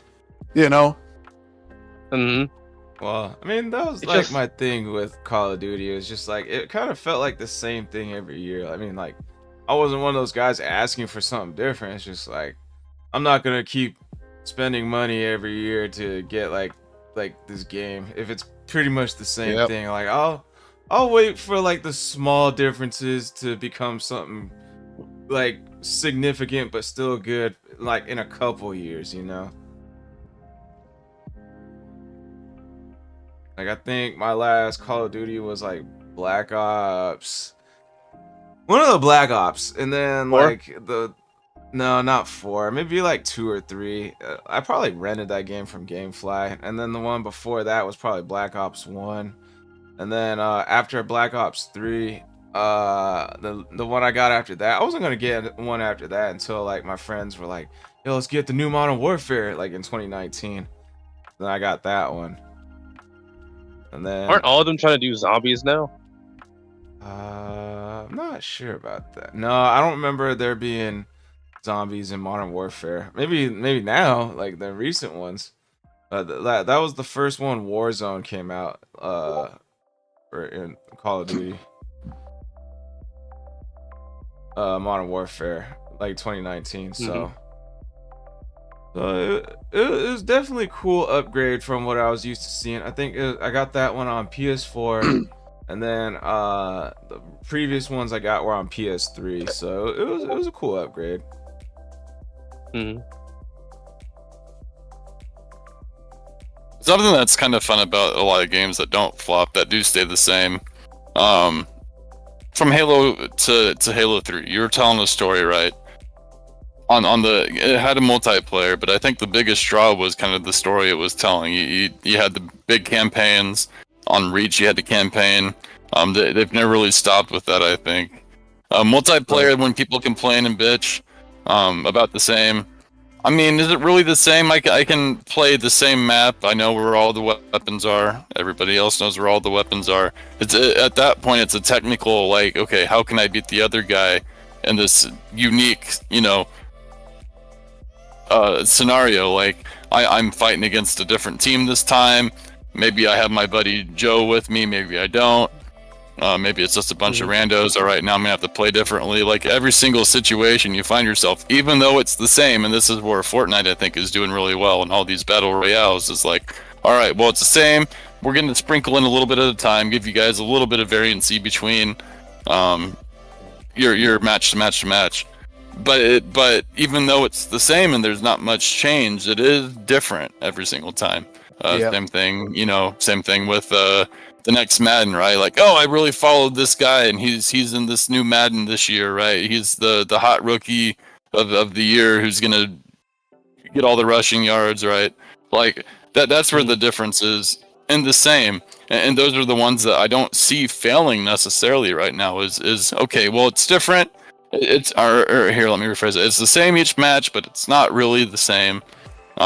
People are coming what they're coming for what they're getting, and I don't know. And then the ones that aren't flopping are consistent. And on the other side of the coin, to the point you just made, the games that are exactly like that, but also are flopping right now, like the WWE games, perfect example. What happens with these games is they're rushing them out because suddenly now they're doing them once a year, when they used to take, years at a time to actually complete the game before it was released. So now, more and more, the quality of the gameplay, like Squall was talking about earlier with Sparking Zero, the mechanics, the quality of the gameplay, the balance between characters, those things are getting thrown off, and they're getting watered down more and more each year. And so people just gave up on WWE games altogether, and nobody's buying them, except for the young kids that never had one before. Mm-hmm. So, and I mean, that's actually a problem with a lot of games, not even just yearly released games, but fucking putting out a game that's not done yet. Fucking like test your game, get all the bugs and kinks out. I mean, Halo 3 is timeless, and I do believe that most of that has to do with the fact that Halo 3 has the best physics mechanics in all of video gaming history. There was no fucking mistakes on that game, but they took forever to do it. I got the DVD of the making of Halo 3. It's one of my favorite movies to watch, if I'm being honest. Right on. Is that the one they first introduced PvP? Well, no, it Halo always 2. Yeah. Did Halo 1 have split screen? Well, Halo 1 had he split had it. screen, and you could do it over a LAN network also. That was back before internet. But gaming Halo was a 2 thing. was after the invention of Xbox Live, and then shit fucking blew up. Right. And then Halo 3 was the first one for 360, and it was the launch title for 360. And they they hit that nail right on the head with a big 10-pound fucking maul. They drove that fucking nail right into the bullseye. They couldn't have done better on Halo 3. Okay. Well, I kind of wanted to go over a little bit of Charm City's website real quick. There he is. Charm City. You got anything speak of the special you want us devil. to talk about? Speak of the devil. Let us know in the chat. Nah, there's a big one. I just read just now. Gotcha. Let's see here. Play that gaming news intro. So this one right here, Multiverses, officially goes offline forever. Multiverses players say goodbye. This game will always hold a special place in my heart. The 2024 free-to-play crossover fighting game will shortly go offline for good. Player First Games announced that Multiverses Season 5 will be its last back in January, confirming the Brawler would close down permanently at 5 p.m. On May 30th. Oh, so we just missed it. Let's see. It was reportedly seen as a major failure for Warner Bros. Discovery in a financial call in November 2024. The company admitted Multiverses performed far worse than expected, resulting in a $100 million write-down for its game business that brought the total loss of business to $300 million. Goddamn, Warner Okay. Brothers just keeps losing. Yeah, just a month after its announcements, Warner Brothers announced it was canceling its planned Wonder Woman game and shutting down 3 studios: Monolith Productions, WB San Diego, and Multiverses developer Player First Games. That sucks, bro. I feel like this game just barely got out of beta, though. It feels like a couple. Is Warner months ago. Brothers the parent company? Or are they owned by a different? It'd have to be. They're selling Yeah. Looney Tunes. That's insane. Yeah, they're a parent Didn't company. they come up with the Looney Tunes reboot Ninja- that anyways? I would argue that even TV shows and just all media companies, period, doing any kind of creation content are all flopping for the same reason some of these games are too.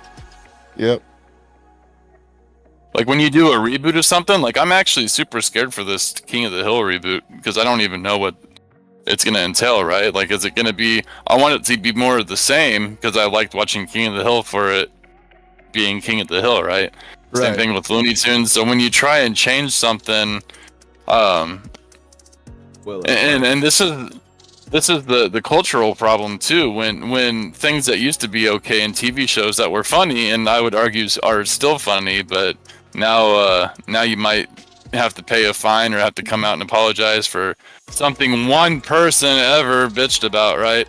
Like it's I weird never that understood why they apologized in the everybody's- first place. everybody's having to oh dude, I watched an episode of Scooby-Doo the other day that's on with my kids, and there was a horseback riding Indian ghost that Scooby-Doo and the gang were going after, and man, the noises I was hearing in the other room over the laptop, I'm sure would get anybody canceled nowadays. So it comes to a point to where like sorry, Ninja. Well, no, but that's another reason. That's another you're reason good, you're why. That's another reason why things are flopping too. Is they can't even have the creative outlet anymore. Everything has to be so controlled within the guidelines. Nothing. All the creativity that it seems these things could go that direction or any other direction they want. They can't. They're not allowed to because one wrong step could land you into some kind of lawsuit or some kind of this cancellation movement of some sort. So like it's strange that everybody's mad that these things are so safe all of the time, right? But then there's other degenerate kind of things that are going on that are just totally allowed. It's just That's it's why I don't interesting. really buy the lawsuit thing. Like, go ahead and try to put a company in a lawsuit for that shit. But all I really see is companies just not having a spine and not believing in their own art, and bowing down submissively to motherfuckers that are bitching. Like the Right. whole threat about we're gonna cancel you. Fucking try it. I don't give a fuck. I have fans that are paying to see me. I don't care. I shouldn't care about you. You want to bring me to court? Go ahead. Let's let a fucking judge decide if I did anything illegal by expressing my art form, and they would fucking win that lawsuit. I never understood why these companies keep on fucking pandering to the fucking bitch ass feelings of these pathetic fucking pussies that have been plaguing the world lately. I just want to line them up and fucking start punching, dude. All of them. Like one by one. I got the endurance for it. Like I will No, really just purge this world, son. I'm not too far behind you there, but it's strange because there's things that go on that you would think are maybe somewhat illegal or I'm not sure I would put that on TV that are just they get away with and when it could be a problem for some people, they're like, oh, it's art. Are you taking away free speech? Art, expression, and And they're like, okay, well, let me express. No, you can't do that. You can't express your point of view like I'm expressing mine, even though mine's probably technically more degenerate, right? Like, how dare you? It's just- That's why I know But that these are that the kind of stuff will never go their way in a court of law. It can't. But anyways, back to multiverses, or what's Charm going on about here? You know, I kind Selling of Looney agree Tunes. with Brock Strap's first initial thing about like the whole Ricky Bobby Talladega Nights, all grown up and King of the Hill. But like when they do remakes of a show, like it's not gonna be may not be as good. Like what's called? Like my examples are Full House, the new one, Fuller House was garbage. Girl Meets World instead of Boy Meets World, like that show was garbage. Like I don't know. Zan, and then Huh? she immediately got canceled. Yeah, bro. All these remakes are like they're kind of ruining like the old great memories we had of like these shows back in the day. Yo, thanks Lilo for the alert, instead. Fodub. Appreciate that. Sweet. I forgot I had that command. The alert command. This is something that I heard on the Tim Pool podcast, and it was kind of interesting. It's sad to hear that Warner Brothers go down this route they are, but a lot of these parent companies also have their fingers in all these other things. So at a cost to themselves, and they know it's going to be a cost to themselves, in order to try and sway culture to a certain degree, they're taking the profits that they're getting from other investments that they're part of and taking a hit on purpose for some of this stuff, and they're just funneling the money over to where it's not as big of a loss as where it lets on. But I don't see it working, and we can see in the gaming industry, we can even see in the media industry too, that it's taken the hits. So I don't know how long they plan to go on this route for it. At some point, they're gonna have to just break free of the criticisms that really don't even matter. All right, I'm gonna read some of Charm City's chats here. So apparently Warner Brothers is selling Looney Tunes. They're selling off most of their IPs, and they're keeping about 5 IPs. Harry Potter, DLC, Lord of the Rings, Mortal Kombat are all what they are planning to put over the next handful of years. But everything else is on the market. And Warner Brothers has been on the brink of bankruptcy for years. They're over 100 billion in the hole at this point, which is pretty damn crazy, I'm not gonna lie. And then he said he's gotten a blog article or two about Warner Brothers games last year and all of this mess. Yeah, I'm gonna have to look for that one, but I don't think we can bring it up at the pod this time because we're getting at the closing hour. Sorry, kind of started kind of late this time. That's my fault. I woke up too late, so all the blame's on me. You don't mind if I might add what I think might save some of this stuff? Go for it. And I'll keep it short. I know I've been talking a lot tonight. Not No, really. you're good. Anytime I see a remake, I'm not excited for it. Anytime I see a continuation into something new of the same world, I do get a little excited. Gun Gale Online was kind of weird for Sword Art, but then they made a Gun Gale Online like spin-off, and the spin-off was great. Mhm. It was still part of the same. You can same thing. I can't say with Boruto necessarily. I felt this way. But with Harry Potter, right? Like they're remaking Harry Potter. Everybody already has the expectation of what they want. It's gonna and suck. What they want is what it used to be, and now with half of those actors dead and the other all aged out, it's not going to be the same. The reboot's not going to attract probably new people. The only new people it would be the kids of the parents that wanted to share new Harry Potter, and then the parents Well, are going to get turned off, and then they yeah. won't have the parents or the kids. They won't have the new audience or the old audience. But Well, what you the could do thing is about the Harry continuation. Potter thing is that the studio that's making it is actively against J.K. Rowling on everything. No, and I understand. I understand that as well. So obviously the show, like, I don't even know if it's out yet, but knowing that, you automatically know this is not going to be anything like Harry Potter. How can I enjoy this? I enjoy Right. Harry Potter. But I'm not even talking about Harry Potter necessarily by itself, right? What I'm talking about is like, all right, we're rebooting this thing, Yeah, that remakes, thing, this thing. Squall just mentioned that they all failed. I see the failings too. But if somebody likes something because of what it was, and then you change it, it's not what it was, and people aren't going to like it for the same reasons. If you make a continuation of the same and keep the continuation true to the core of what it used to be, but it has something new that nobody has something to relate back to, you can call it something entirely different, but people are going to come they're like, oh, this is a new experience within the something familiar that I felt before. And that's where I think a lot of these successful games are also successful games. The successful games are already going that route, right? It feels familiar, but this is something, it's a continuation. It's not what I don't have, it's not something I have to equate it to something else, right?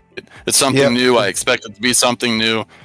So for all the successful games, these runoff shows can also do the same thing. Georgie and Mandy, I see that all over the place. It's funny, it's great, it's a continuation of the Big Bang Theory and the Young Sheldon, but it's something entirely different, right?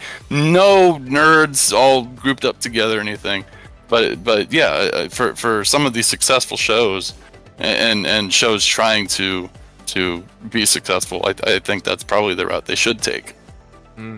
Like 10, 15 Well, years ago, if someone was to bring up Full House, like, oh yeah, I love that show, it was great. But now, if someone was to ask me about Full House, oh yeah, it was cool, but that new like the Fuller original. House show is garbage. Like, same with Boy Meets World. Like, all these things are judged on like the final end result. Like same thing could be said about like Will Smith. You know, like if you heard, like, so you brought up Will Smith like 10, 15 years ago. Oh man, He's the coolest dude in the world. Yeah, coolest dude in the world. Fresh Prince of Bel-Air, I Am Legend, I, Robot. Nowadays, bro, the cuck, bro. Yep, and actually, Brock, something a perfect point, perfect example of the point you were making is Boruto, where you make a continuation of it, but then you fuck up everything that happened that you're continuing from. They fucked up Naruto, they fucked up Sasuke, they fucked up Gaara, and all the fans that are here, like, this is Boruto, this is the sequel to Naruto. Obviously, your fan base comes from Naruto. Why are you shitting on the top 3 most popular characters of the show? Actively shitting on her, like almost every episode in the first fucking, little arc or whatever was the show saying, fuck Naruto, fuck Sasuke, fuck Gaara, fuck everything you love about Naruto. This is Boruto's show. Get that shit out of your head. We hate you if you like Naruto. And it's like, well, you know what? I'm not fucking watching this show. Like, I'm not saying it's a successful formula for everything. I'm just saying, like, based off the experience I've had, this is what I see. I'm saying that's why Boruto flopped. It proves the point that you were making just now. Is you have to stay true to your core, Right, obviously, exactly. that's how you got your fans in the first place. And that's just Bro, all. what they did to Masashi- Lilo and Stitch is crazy. It bothers me to my core, bro. How do you take out the main villain of your shark dude? show? That's not the even shark what bothers dude is me. The main villain, and then they changed the black dude, the FBI dude who's supposed to be the Child Protective Service guy. They made him the main villain, and then they changed Nami. She was doing everything to try to save Lilo, and she just gave her wants to up. Give her away. Yeah. That's why when I found that out, see, I didn't watch the movie, but I found that out from a clip on Threads, and I commented on this, and I said, so basically the new Lilo and Stitch movie is propaganda to make parents feel like it's okay to give away their kids. Because believe it or not, and I don't want to get off topic, but that is a big growing thing right now in Eastern America. By the hundreds a month, parents are giving away their teenage kids to the system, talking about they can't handle them and shit like that. putting up teenagers for adoption. That's crazy. Alright, well, I think now's a good time to end it.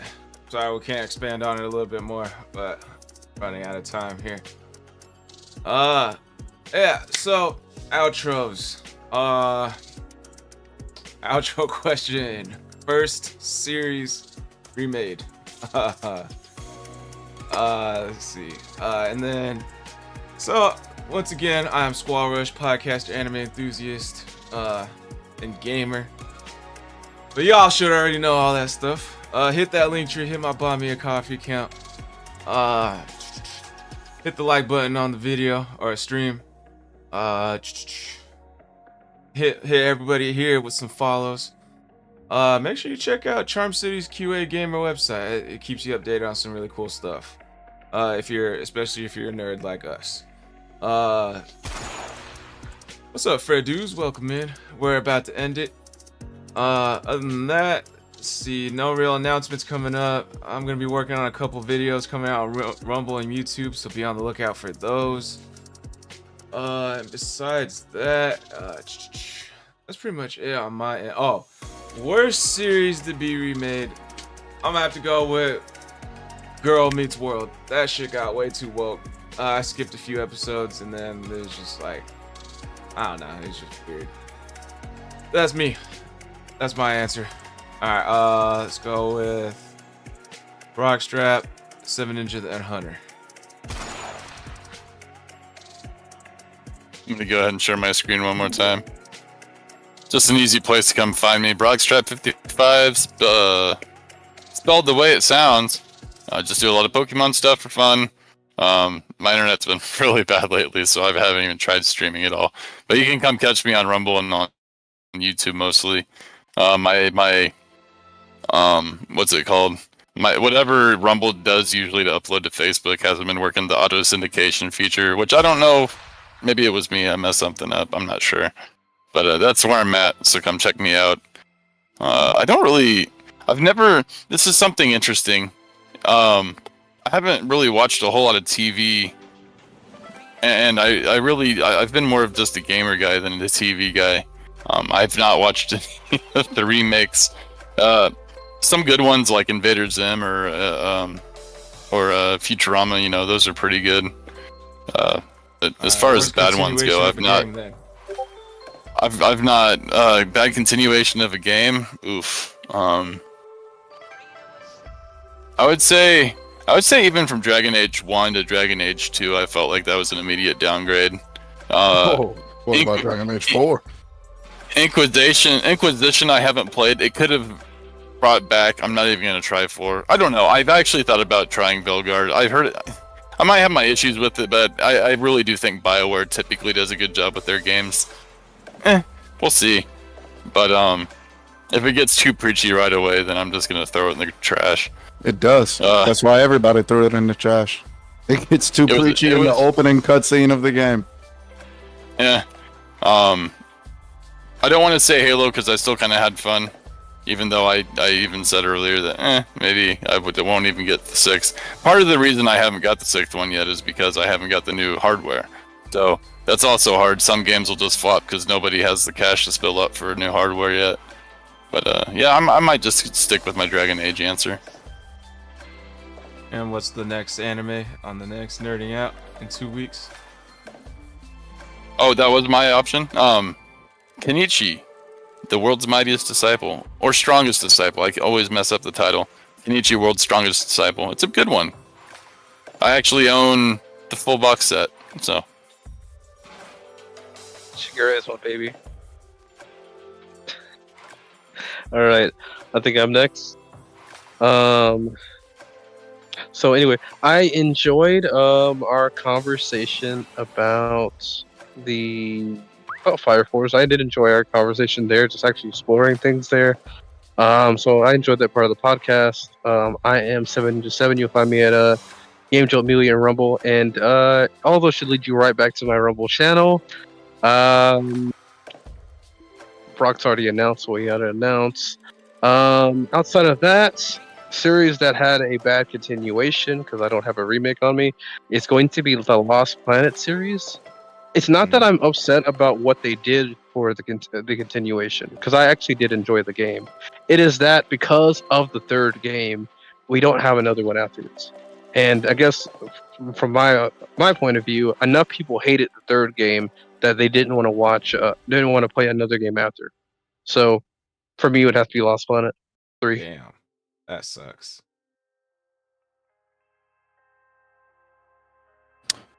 Well, I'm Secret Cold Sauce. You can find me here on this podcast. And my favorite part about tonight's episode was the gaming topic when we was talking about everything we just finished talking about. Doom? And a continued game that I didn't like. Or a series. Like a Or a series? Or a TV Fucking series. Fucking Boruto, bro. Fucking Boruto. For all the reasons I said earlier, but also I always give credits where it's due, and most of Boruto's problems, other than the ones I named, were that it's like 80% filler, like actually 80% filler. But if you watch it as a seasonal anime, if you only watch the canon episodes, like the manga is fucking great. I keep up with the manga through NC Hammer 23 on YouTube, and the manga of wait a minute. Boruto really Wait a is minute. fucking awesome. What?